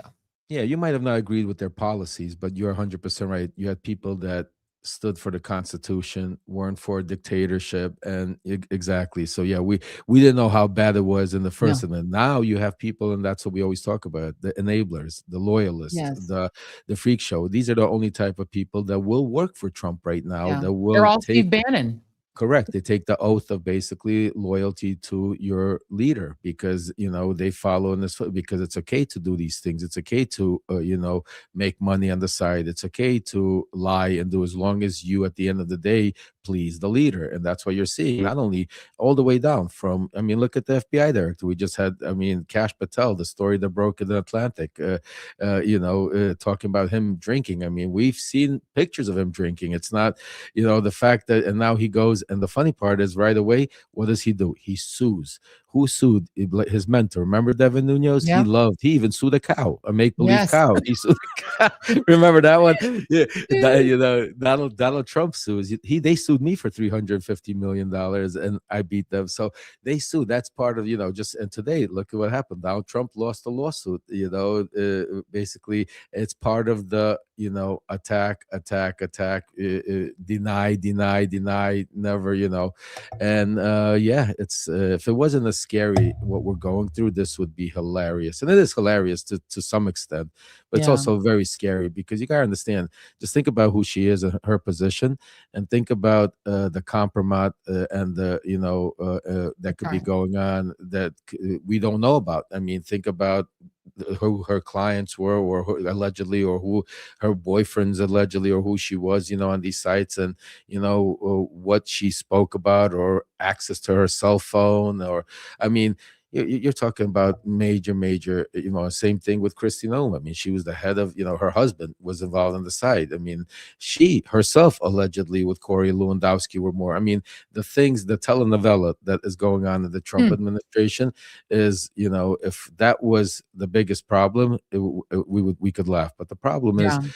all of these distractions. But the one thing I'll tell you, I was watching your skit earlier, the segment before with Scaramucci and Waj. By the way, Waj, our man, love him. I mean, what he did to, I watched that more.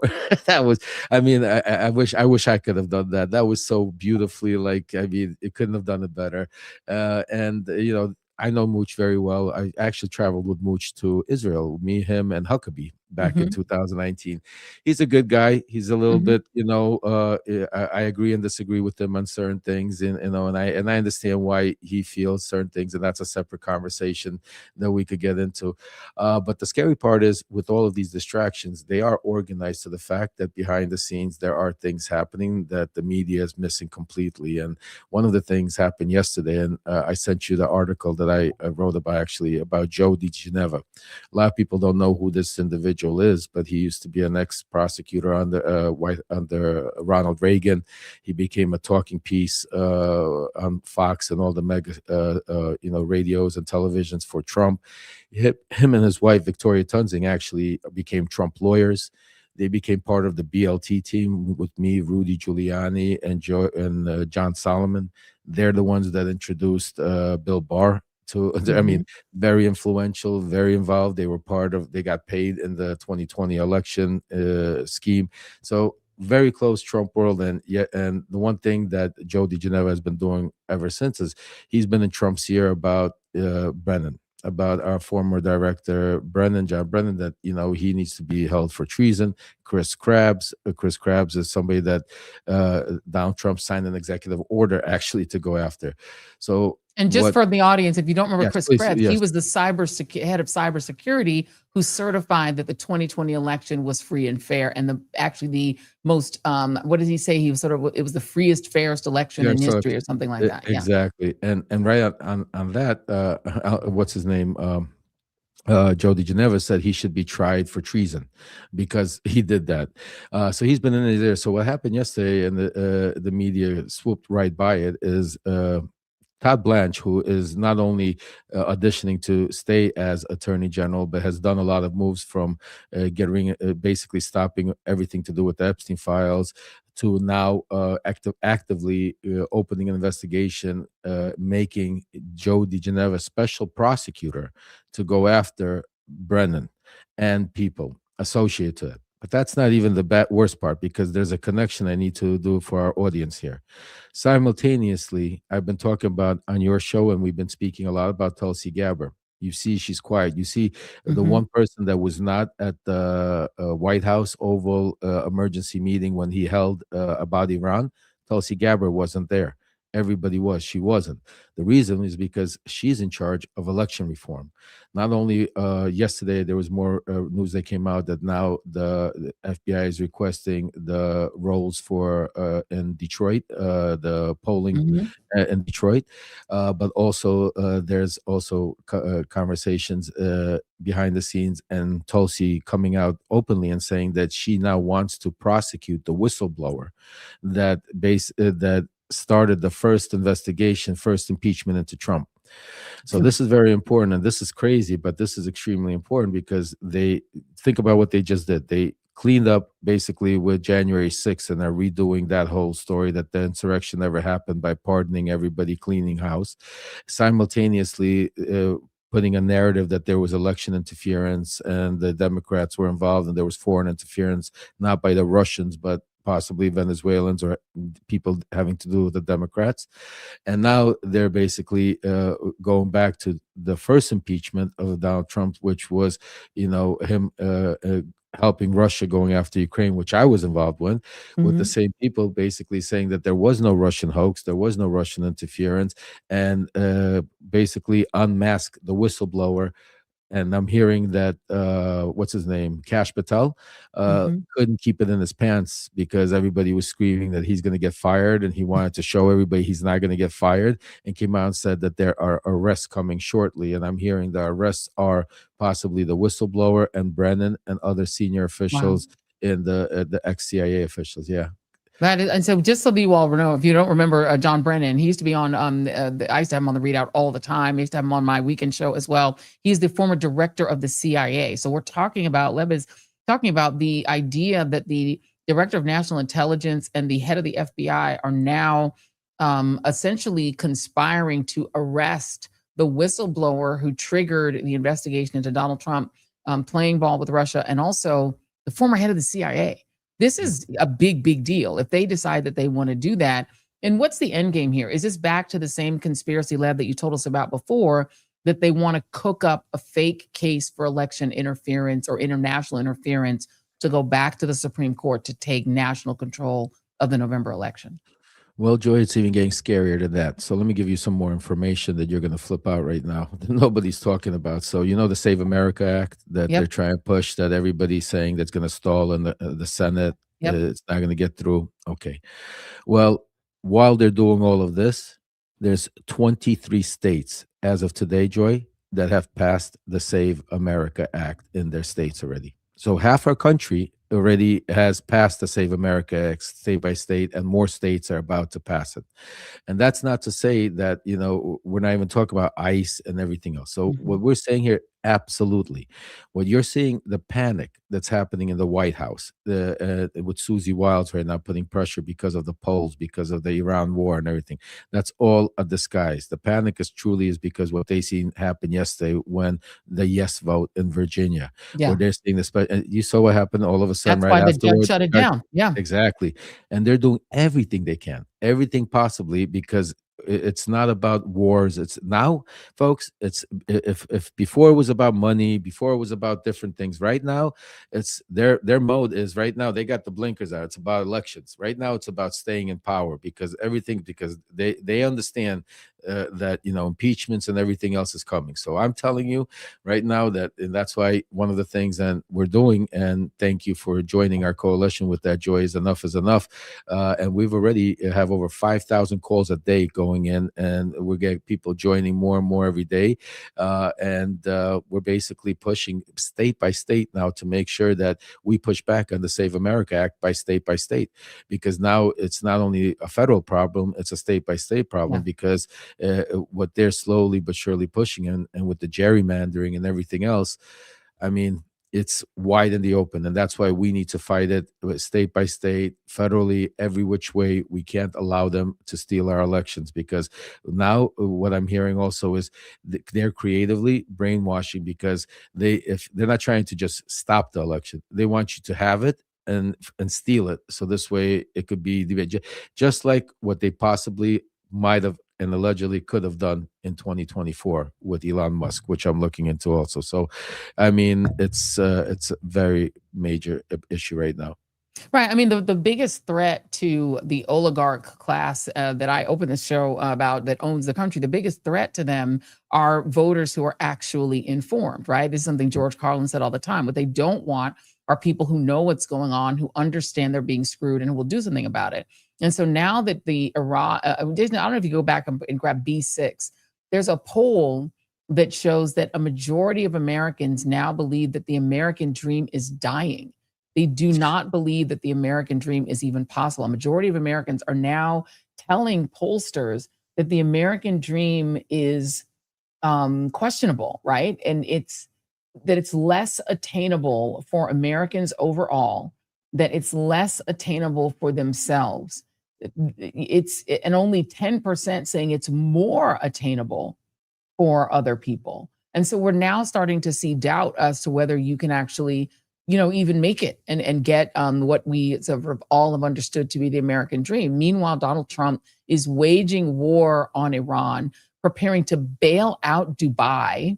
There's another piece that posted talking about the fact that Russ Vought, who is the guy who was one of the architects of Project 2025, is essentially acting as a shadow president, gutting everything that helps poor people, women, disabled people, immigrants, gutting everything from the federal government, while allowing the military to bulk up to $1.5 trillion, these AI companies getting rich.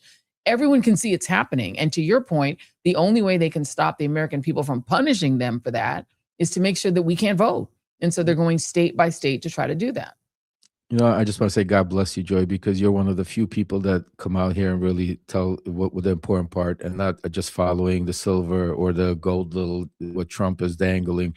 Everywhere you turn to, everybody's talking about the Iran war. Yes, it's bad. Yes, there's a lot, and yes, it should be reported on. And but not constantly. What should be spoken about nonstop is what you're saying about informing people what's happening with our elections, informing people what's happening state by state, informing people what we need to do, because the only line of defense we have, you like it or not, is our voting, our voices, to go out there, because if they stay in power, we lose. No matter how we could sit here and talk from here to tomorrow, but think about all of the rights we lost in just the first year of him being in office. Think about him having that power for 4 years or more. So that is why the most crucial thing that we should only be talking about, educating everybody, making sure protecting, making sure uniting, making sure getting as loud as possible, is election integrity, to make sure that we could have a fair and square election so that people of America could come out there and choose their representatives who they want in office. That's the only way. Otherwise, Joy, all of this means nothing, because we could sit here and we could talk, we could protest, but God forbid we do not stand up and we do not and allow them to steal our election. This is how dictatorships and authoritarianship and go into decades, because then they take over. Because then it's, if you don't break it right away and you let, it's like a cancer, it spreads so quickly, so fast, and then sometimes you can't stop it until it's too late. So that's why right now that's the most important, and that's why I say thank you, Joy, for keeping and sounding the alarm constantly when it comes to election reform, because there's a lot of problems, but that's the only thing that we could do to fix and save our country.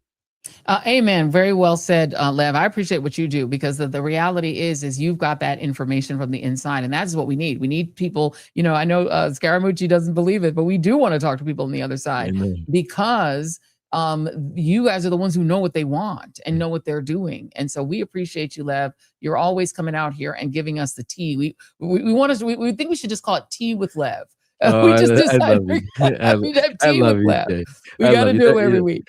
I love you, Jay. But I'll tell you one thing about, just before we go, about what Scaramucci is saying, that where I will agree with him. It's not the people that don't accept us, it's the establishment, and that is why I'm running for Congress, anti-establishment. It's the leadership. And if you listen to it, because I listened to the interview a little bit, Scaramucci was saying I was doing the same thing. I was behind the scenes trying to help Kamala and try to help the Biden administration, but they wouldn't listen. They wouldn't accept it. Their people wouldn't accept. And I'll even give you a perfect example. There was the first No Kings rally. They asked me to speak, and I spoke, and they said the best speeches they had. Second No Kings rally, I was supposed to be the head speaker, and then they got a call from a radical far left group that was going to be there, said that they didn't want me there to have me. And I understood that, because listen, the one thing I could tell you is I don't look as far left, far right even. It's the radical left and the radical right that we need to, you know what I'm saying to you? Because any radical religion, radical politics, whenever there's radical in front of that word, it's no good. So I'm that word I wanted to say, but that's why we need a new Democratic Party. People fresh, clean, people that are willing to fight for people, right? People that are uncorrupted, people that are not there for 40 years sitting there making deals, people that don't want grassroots, that don't want super PACs, don't want to be over, that are there literally because the one thing I spoke to somebody today said, what people forget about what it is? It's called public servant. You're serving the public. You're not there to go make millions of dollars. You're supposed to go there. And people forgot that, because if you look at them, they get into office, it's all about making money, trading, doing, enough is enough, and Joy. staying forever. Amen. Exactly. Give your website. We all know your website, but give it again where people can Yeah. support you as you run for Congress, Lev. Please, anybody, levparnas.org. Simple as that. Levparnas.org. Come support, and we are going to get our democracy back. And thank you, everybody. God bless you. God bless America. God bless you, Lev. We appreciate you, man. Much love, my friend. Thank you very much. Lev Parnas. He's a real one. We can give him a round of applause, Jason. You can throw that in there. It's interesting because these are the people who we knew when they were inside, and there have always been voices coming out of Trump world that were waving the red flag, trying to let people know that this was going on.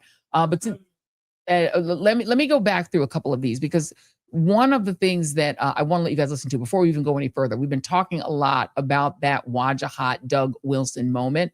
I want you guys to watch it, because one of the things that I think is important to realize, people tend to take people on the Republican side, the MAGA side, and elevate them to a level of brilliance and strategic brilliance that they don't deserve. We act as if these people are more frightening than they are. We act as if they are not defeatable because they have some sort of magic power. They don't. They just have usually an echo chamber that they speak into. And when they speak into that echo chamber, they must seem really smart. But when they're confronted by reality, they generally cannot stand up to it. The reality tends to break them and silence them very easily. So I'm going to let you guys watch just a little bit of this just tour de force performance by Wajahat Ali. I'm going to set it up by saying this was a Piers Morgan interview, and he had on him, and he also had Tim Miller. As Waj explained earlier, Tim Miller actually started the bromides against Doug Wilson, because he said, I'm not even going to call you pastor, because you spent a lot of time going after gays and going after women and saying all sorts of things that are very unchristian. And so I'm not even going to call you pastor. I'm just going to call you Doug. And then Doug Wilson said, well, I thought we were saying we shouldn't be attacking religious leaders. And then Tim Miller chimes back in and says, you attacked the Pope. What are you talking about? You attacked the Pope and said he needs to stay in his lane. What are you talking about? This is supposed to be a pastor, Doug Wilson. Again, Doug Wilson is the guy who plays pastor to Pete Hegseth, who has a giant church in Idaho that is sort of the mothership church for white Christian nationalism. He's the one who said slavery was actually a positive condition for Black people, and Black people ain't been right since they got free, and that women shouldn't vote, all of that kind of stuff, right? So that's him. And he's sort of the granddaddy or goddaddy of the guy who wrote the book, The Sin of Empathy, who is the founder of that church in Minneapolis that Don Lemon got and Georgia Fort got covered the protest at, when they covered that protest, and those protesters got arrested, and so did the two journalists, Don Lemon and Georgia Fort. Okay, so now you got that. Again, I've reminded you all of that. That's the context. And now I want you guys to listen to what Waj said to Doug Wilson, all up in his face. Take a listen. Pastor, I have no problem attacking wolves in sheep's clothing. I have no problem attacking a man who wrote that American slavery was mutually harmonious between the slave master and the slave. That's you. I have no problem attacking a man who proudly says he wants to do away with the 19th Amendment, which gave women the right to vote. I have no problem attacking a man like yourself who sits here incoherently supporting an incoherent, unwinnable, illegal war in Iran. I have no problem attacking you, a man who is the religious leader of Pete Hegseth, a man who's a cosplay crusader, who's leading some type of crusade, probably you put him on, as a Secretary of Defense, getting Americans and innocent civilians killed. I wish you would be a better Christian. I wish you would open up the Bible. I wish you would meet the Jesus that I met when I went to an all-boys Jesuit Catholic high school. The Jesus that took care of the sick, that took care of the poor, that welcomed the immigrant, that welcomed the marginalized, that helped them. But instead, you've used Jesus as a mascot for, I don't know, your white Christian supremacy, your cruelty, your misogyny. And I'm so glad that people are finally waking up to your cruelty and to the idiocy of your star disciple, Pete Hegseth, who keeps messing up and literally does not read the Bible and quotes Pulp Fiction. Just sit with them. Maybe both of you could read the Constitution, read the Bible, and just take a break. Ouch. And I will tell you that after that, Hughes threw it back to Doug. We're just calling him Doug. And he kind of mumbled something about Jesus was not a socialist because he actually could get people bread and water and something like that. Like he actually didn't have a response, but you could see in his eyes him realizing in real time that the jig is up. You know what I mean? It was that moment when he realized that his fake sort of, Christian grift only works when all the people in the room are already in on it or already part of the cult. When you take that outside of the cult, even for 10 minutes, he could see and realize that the game is up, that this game doesn't work among the public who are not a part of it already. And this is the challenge that MAGA has always had, is that the things that they want to do and their ideas only work when they're around each other. When you take those ideas outside and you have them walk outside of the bubble, those ideas fall apart very quickly under the light of day, right? Sunlight destroys them immediately. I feel that Doug Wilson lost all of his power in that moment. Waj did more than just cook him in an interview. I think he ended anybody's fear of Doug Wilson. At that moment, anyone who was intimidated by Doug Wilson stopped being intimidated by him. They realized he's just a grifter, and he actually can't even defend the things that he confidently says in his podcast. Of course, he sounds confident in his podcast. His team edits the podcast, so he's not doing them live like we're doing right now, where you just get what you get and you just take it. You do what you do. He can't actually stand up to even the barest scrutiny live. And that's what happened. Which brings me to another attempt by MAGA.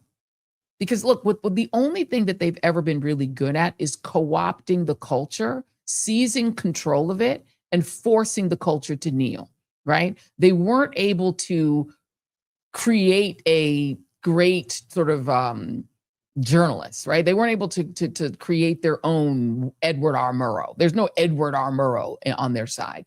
So instead, they just seized control of CBS News, and they are making CBS News conform. They're making CBS News kneel because they can't create their own. So they're just making it. They couldn't make Twitter, create Black Twitter or make Twitter cool because MAGA's not cool. They're mean, they're nasty, they're ugly. So they just had their guy buy Twitter, and then he controls the algorithm, and only their comments float to the top.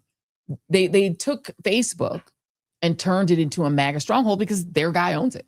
Their people own these social media companies, and so they get to control what's in the algorithm. They get to control what leads. They get to control it. It's not like they could create cultural cool. They can just seize control of it.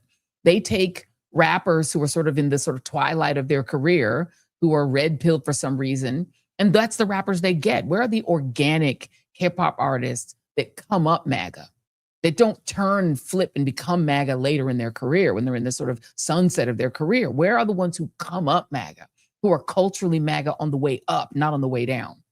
Where are they?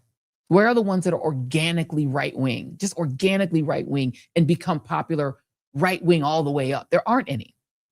The ones they get are the ones who are in some sort of sunset or have some other issue or some other challenge, and suddenly they become MAGA later on down the road. They don't have any organic people that they can create. So when they want the culture, they have to purchase it. They have to bully their way into it. They wanted Christianity, which is based around a brown Palestinian radical anti-Roman Empire activist, basically. And they can't change what's in the Bible. They can't change. So they just seize control of it, kick that guy out, and replace it with this angry, mean character who hates immigrants. But they can't stand up to it when somebody like the Pope actually just reads the Bible to them. When he just reads the Bible and reads Jesus's words, their whole thing goes up in flames. It only works if people never read it. If people don't actually read it, they can get away with it. They can lie about Barack Obama and say he's all sorts of things until Barack Obama talks. And then that all falls apart, right? They can only enslave the minds of their base when their base doesn't know anything. The people that Scaramucci was talking about, they don't know anything. If you don't know any better and you just tell them that Donald Trump is a Christian, they're going to believe it. They don't know any better. But as soon as people this is why college educated voters are the ones who vote the other way. Because once you know a little something, the whole magic act doesn't work. It's called slave religion for the masses. Right. They have to, they can only get you if you don't know, right? And so when it comes to culture, right? For instance, the White House Correspondents' Dinner. Donald Trump has refused to go to the White House Correspondents' Dinner all this time because he actually can't stand being made fun of, because the last time he went, Barack Obama ended him. And so he was too scared to go back. He would never go back. So he's finally going to go this year. Why? Because they're not going to have a comedian. So the only way MAGA can take control of the White House Correspondents' Dinner and Trump can feel comfortable going is if they dismantle it and make sure there's no comedian, because he actually can't take it. They can't get the Kennedy Center, because where are their, brilliant artists that could perform at there aren't any. They have Kid Rock and about, so they can only get the Kennedy Center by seizing control of it and slapping Trump's name on it. And now nobody else wants to go, because where they go, nobody else wants to be there. When the MAGA show up, nobody wants to be there. So what they wind up doing is seizing control of cultural things, but they can't keep them cool. They have to let them become like whack and MAGAized, right? There's not gonna be a MAGA Hollywood. Nobody's gonna want to go see those movies. But they seized control of Paramount. They seized control soon of Warner. They're gonna seize control of CNN and ruin it, because that's the only thing that they can do. They can get their billionaires to take control of things, but they can't actually organically create cultural cool. They just can't do it, which brings me to the Met Gala. So the Met Gala is one of those things that I think we all watch, the red carpet. It's fabulous. It's this moment, it's this fashion moment. It's a fundraiser for the Metropolitan Museum of Art. And this year, guess who's decided to become the principal financial sponsor of it? Jeff Bezos of Amazon. And this is the way that that MAGA attempts to infiltrate culture. He's just bought it. He's just bought his way into it. And so I think what they presume is that if they just buy the culture and they buy it up, they can just quietly merge into it. And suddenly MAGA can be a part of cultural cool. He can just join the red carpet. He can just walk up the red carpet with his fabulous $52 million wife, he and his $52 million bride.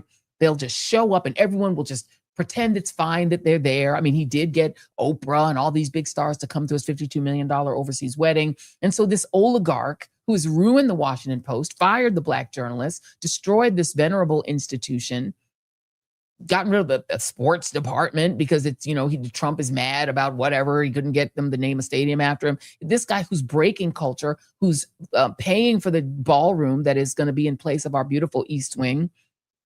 This guy who's sucked up to Trump this whole time and made people hate Amazon because he's just so in Trump's pocket. He now is the guy running them. That's the main sponsor of the Met Gala. And there are some amazing stars that are on the board. Lots of celebrities, people you really love. And so the question is, who goes to that? Now, I can tell you who's not going is the mayor of New York City.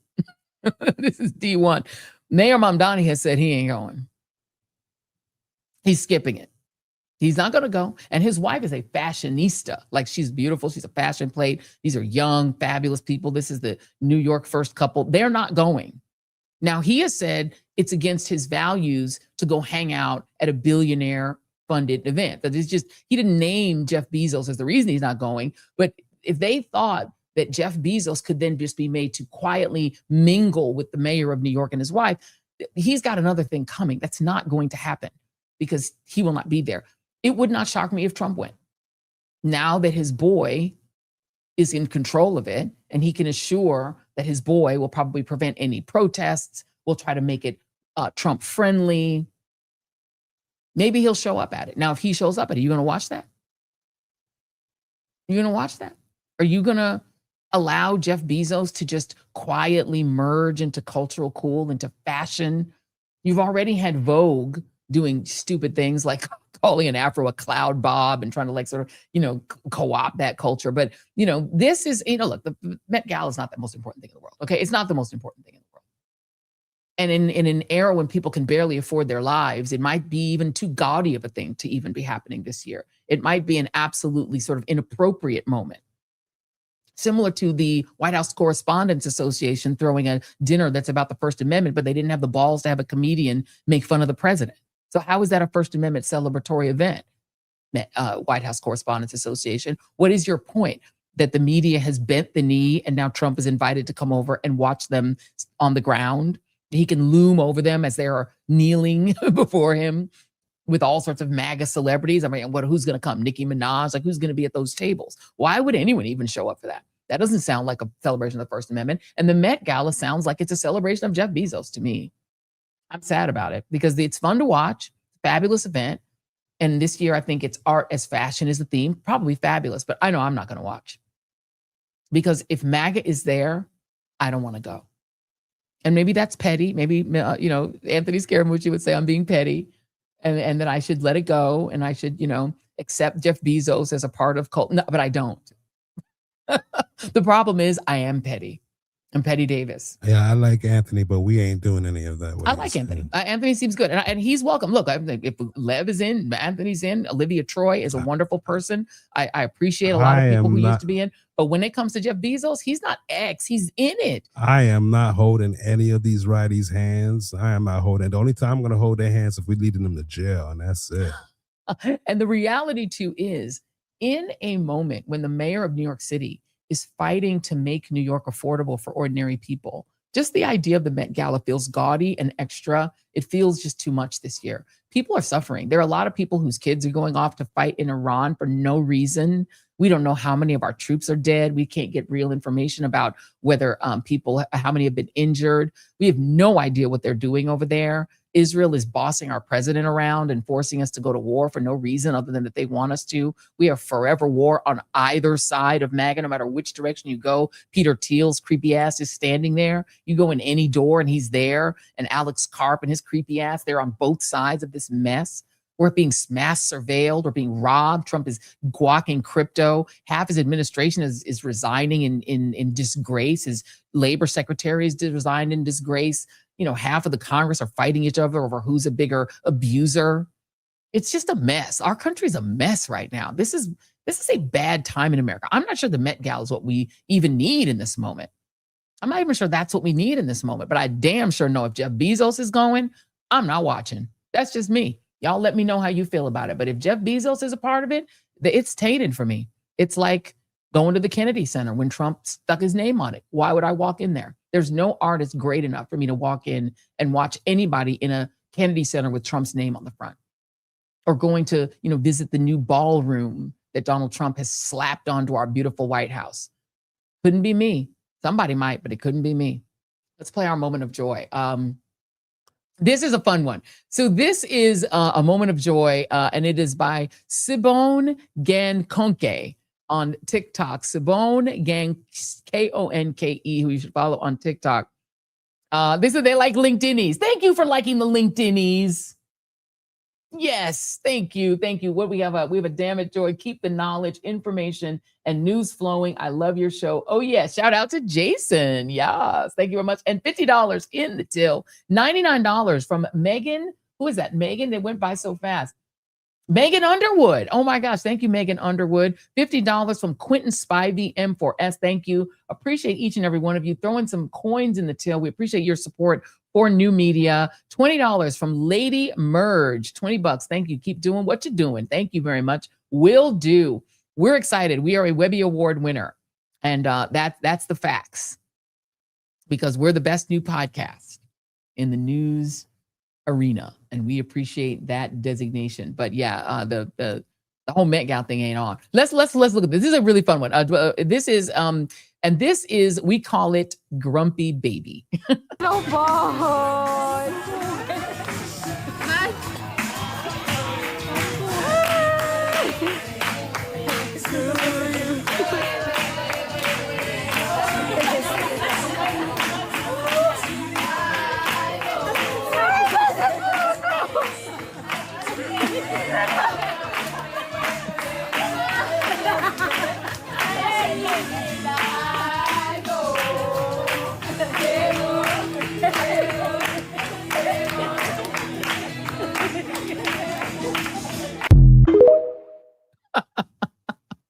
First of all, FRP Knox said, damn, I'm broke, but you brought it $4.99 in the till. Thank you, FRP Knox. So I'm telling you, that baby said, I know y'all think I'm a baby, but I am literally the deacon of this church. And Deacon Jones is over y'all. He said, I'm a whole man. I am not a baby. And y'all got me in here with this upside down ice cream cone, trying to sing me some happy birthday stuff. But I am a grown man. My name is Deacon Forrest Johnson Jones. Deacon Forrest Jones says, I am not about this life of y'all clapping and singing with this upside down ice cream cone. That baby said, no, I'm not a baby. He said, I'm not a baby and I'm over all of y'all. I hate y'all. I don't even want to hear it. I don't want to. He was so cute. And then he said, that's not what he ordered. Exactly. He said, I did not order this. I ordered a steak and potatoes. I said, I wanted a cold beer, steak and potatoes. And y'all don't give me this upside down ice cream cone. And this is not the way I wanted to celebrate my birthday. We have $6.99 from SFL6's Joy. We are not like them. We are not in a cult of hate. We are not in a cult of hate. We're not in a cult of hate. We're definitely not in a cult of hate at all. But what we are is in an exclusive club for people who actually care about democracy. And the price of admission to our club is that you actually believe that people have the right to vote. You believe that people have the right to go to college, even if they are a woman or a person of color. You believe you should not sue people who are trying to give Black women just a little bit of financing for their businesses. If you're in our club, the price of entry is not that high. It's that you believe that immigrants should be respected, that if they need to be removed from the country, it should be through a process, that they should not be rounded up on the street, thrown into a random gray van, treated with disrespect, violent. We don't believe that protesters who are peacefully opposing that should be shot in the street by their government. We actually believe that women have the right to control their own bodies, that if they do not want to have babies, they shouldn't be forced to by the state. We don't want much. We just want women to be free to live their lives without a boss man called the government. And we just don't believe that our young people should be forced to go to war because Donald Trump's little friend said we should. Why should his little friend be able to tell our troops that they should go and die for his country? If he wants his people to go and die to try to stop Iran from getting a theoretical nuclear weapon that he's been saying they're going to get for 30 years, BB, if that's what you want, let your troops do that. Your troops should go and die for that, not ours. Why should Trump's little friend be able to tell our troops, our young men and women, our bravest in the country, why should they have to go die because Trump little friend says so? We don't want much. We just want to stop all these forever wars. We do not want Palantir to have our data. We don't want a national surveillance state. We don't want Palantir, and we don't want Elon Musk rigging his cars to watch us while we drive. We don't want Palantir watching us in our phones. We don't want to be tracked by drones. We just want basic, simple freedom. I don't think we're asking for much. I don't think we're unreasonable. I don't feel like we're unreasonable. Thank you for the $20 there, my friend. Afine, I think it is. We don't want much. We just want y'all to leave us alone. Afine 1000. We just want y'all to stop trying to bully us into submission to make us live in your Handmaid's Tale. If you like the Handmaid's Tale, go read the Handmaid's Tale and make your own little neighborhood or community or your household like the Handmaid's Tale. We don't want to live in it. We don't want to live by your fake Christian bullshit. We don't think that your fake pastors, like that guy who got taken apart by Watch, are a real pastor. He's not our pastor, so why should we have to live by his rules? I don't think we're asking for much. We do not want to live in a theocracy. We don't want that crazy right Christian religion to govern our lives. And we actually don't want to live in a racist country where just being Black or just being a woman or brown means you can't get a job because people are scared to hire you because anti-DEI. Or if you're gay, we don't want you to be thrown out of your job just because of that, which the right wants to be able to do. Or if you have a trans kid, we just want you to be able to parent your kid the way you want to parent them. We don't think the government should tell you how to parent your kid. We don't want much. You know, people talk about farmers. We want our farmers to be able to survive without being bought up by billionaires who want to turn their farms into AI, dirty AI factories. Right. And we want people to have decent paying jobs where they can afford to live and survive and not have to be broke, even though they work 10 hours a day, sometimes standing on their feet all day. We want people to not be poor. If you work, you should not be poor. You should be able to pay your rent. You should be able to afford your mortgage. If you want to buy a little house and buy a little plot of land, we're not asking for much. We're asking for a society where people don't have to be dirt poor and struggling and starving and hungry. Whereas they're like, no, we want a society where people are dirt poor, starving, and hungry because that makes them better slaves. They want slavery. I'm sorry. I meant to say MAGA, the mass religion for MAGA. They are out of their minds. They are. What is this? What is this? Tanny at 2873 said they're not like us. And through some change in the till, $2 in the till. I agree. They're not like us because I'm gonna end with this. I'm not gonna keep y'all long. Psychic, what is this? Psychic Kenneth Dion. Thank you. 1999. Appreciate that. I always did 999. I always tell y'all it's always just one story. It's always just one story. I've been saying this before. It's one story. We say it's a lot of stories, but it's just one story. There were always a group of oligarchs who wanted to be kings. They wanted to be kings. So they came to this country to get away from the actual king, and they set up a system in which their servants had to call them master and mistress, and which their daughters, when they wanted to marry, were sold to some other family using a dowry. So they would sell their daughter to another family so that then they could keep the cycle going. They own their daughters, they own their wives, they own their enslaved people. That's what they want. And that system of perfect capitalism is what they always want. It's what all oligarchs want. Every society, they want to be the king, and everyone else is a serf or a slave.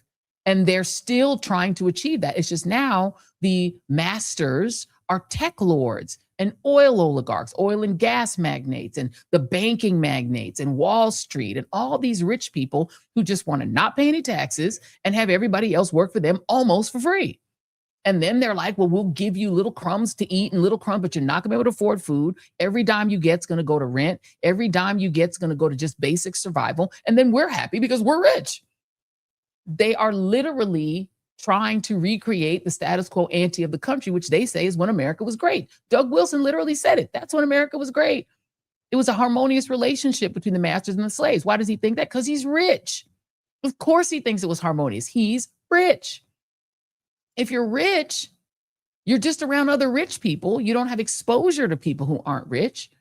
And so your whole way of thinking is warped because you're just around other people like you. And it annoys you that the people who work for you want more money, want to have a living wage, want to not be hungry, right? You're just around other rich people. So what do you know? You don't even talk to non-rich people anymore. I'm telling you this as somebody who got into the media business, which used to just be a regular job, but suddenly became a place where you are exposed to very rich people and celebrities. And so you find that your circle becomes smaller and smaller and smaller, and it becomes lots of other wealthy people. And if you're not lucky enough and smart enough, as Jason and I have been, to keep your original people in your life, to keep the people who ground you, the people who knew you when you were broke, who knew you when you had no style. I still have friends. I have a friend, Chris, who's like, he knew me when I had no style, honey. You got to keep those people, because if you don't keep them, you wind up being so ensconced in other people who are wealthy that you really become warped. It warps your perspective, because you start to empathize with the other wealthy people to say, yeah, why should we be paying in the 37% tax rate? And that empathy for the wealthy skews your view. If you don't have enough people grounding you around you to say, wait a minute, hold on a second. This isn't fair. This isn't fair. People say they knew me when I had a bob. Yep, when I had my bob, right? People in Florida when I had my flip. Okay. And I was making $60,000 a year on the radio. But people knew how I was, but I had any money. But this is the reality. We are living in a country where you have a small section of people who are fooling a very large group of people using false religion and racism, things that trigger them. And they know that the easiest way to trigger, particularly white working class people, is race. They can just keep, and this has always been the key. It's why they invented whiteness. It's called slave religion for MAGA. It literally is, we're going to make sure that that these white working class people stay on our side, because if they ever went on Black people's side and brown people's side and gay people's side and women's side, they'd be cooked. There'd be no way they could run the country. They could never survive in leadership. If everyone really lined up against the billionaire class, the Epstein class, they would be in a French Revolution situation. They'd be cooked. They'd be scared. They'd be living behind the highest walls they could, because then the jig would be up, just like it was when Watch took that pastor down. He was literally looking shook because he knew, you've been so exposed, bro. No one's scared of you now. They know you're a paper tiger. They know you can't even defend your beliefs when confronted with somebody that just refuses to go along. Tim Miller did too, by the way. Tim Miller actually did a great job in that interview as well. Even Piers couldn't save that guy. So that's the reality. And the last thing I will say is be careful with this Tucker thing. Y'all are getting real red-pilled by this guy. This guy is an entrepreneur, and he knows the right position to get his audience to stay with him. When the right position was that Trump is practically Jesus, that was his position. And now that the position is the base is over running, doing wars for Israel, that's where he is too. Now, I'm not saying he doesn't actually have a problem with genocide. He probably does. He's a human being. And anyone who sees what the Israelis are doing, this is a violent state. And anyone who sees what they're doing cannot be for it. I promise you, most Jewish people aren't for it. Most people aren't for it. And so he's coming to the conclusion that every logical person with a brain and eyes is coming to. And it's a great entrepreneurial decision for him. But be careful in thinking that that means that he's for all the things you're for. And that if you switch to his version of MAGA, that's going to be a version of MAGA that's going to end the forever wars. Keep in mind, he's part of that same elite that folds right back into the arms of Peter Thiel. They're all Peter Thiel. They're all with him. All right, y'all, let me let y'all go. We had our moment of joy. Thank you for the 1999 Peace Oasis 4643, 1999. Thank you all for being. I appreciate you all. Thank you for hanging with me over time. And ignore the Met Gala this year. Just my advice. We need to send a message. Just ignore it. And the White House Correspondents' Dinner. We used to call it Nerd Prom. If MAGA is in it, I ain't in it. Love y'all. See you on the next Joy Reid Show. Peace. Getting back to the basics, grassroots level. Let me dig a little deeper with the shovel. Plenty can't tell the forest from the trees, and I'm hard to detect, like a black hole in the dark. Injustice anywhere, it's a threat to justice everywhere. Let me make this clear, I got a bone to pick, and I'll never fear the threat of poverty. They don't want to talk about it, they rather party, so I'm a real talk about it, for sure.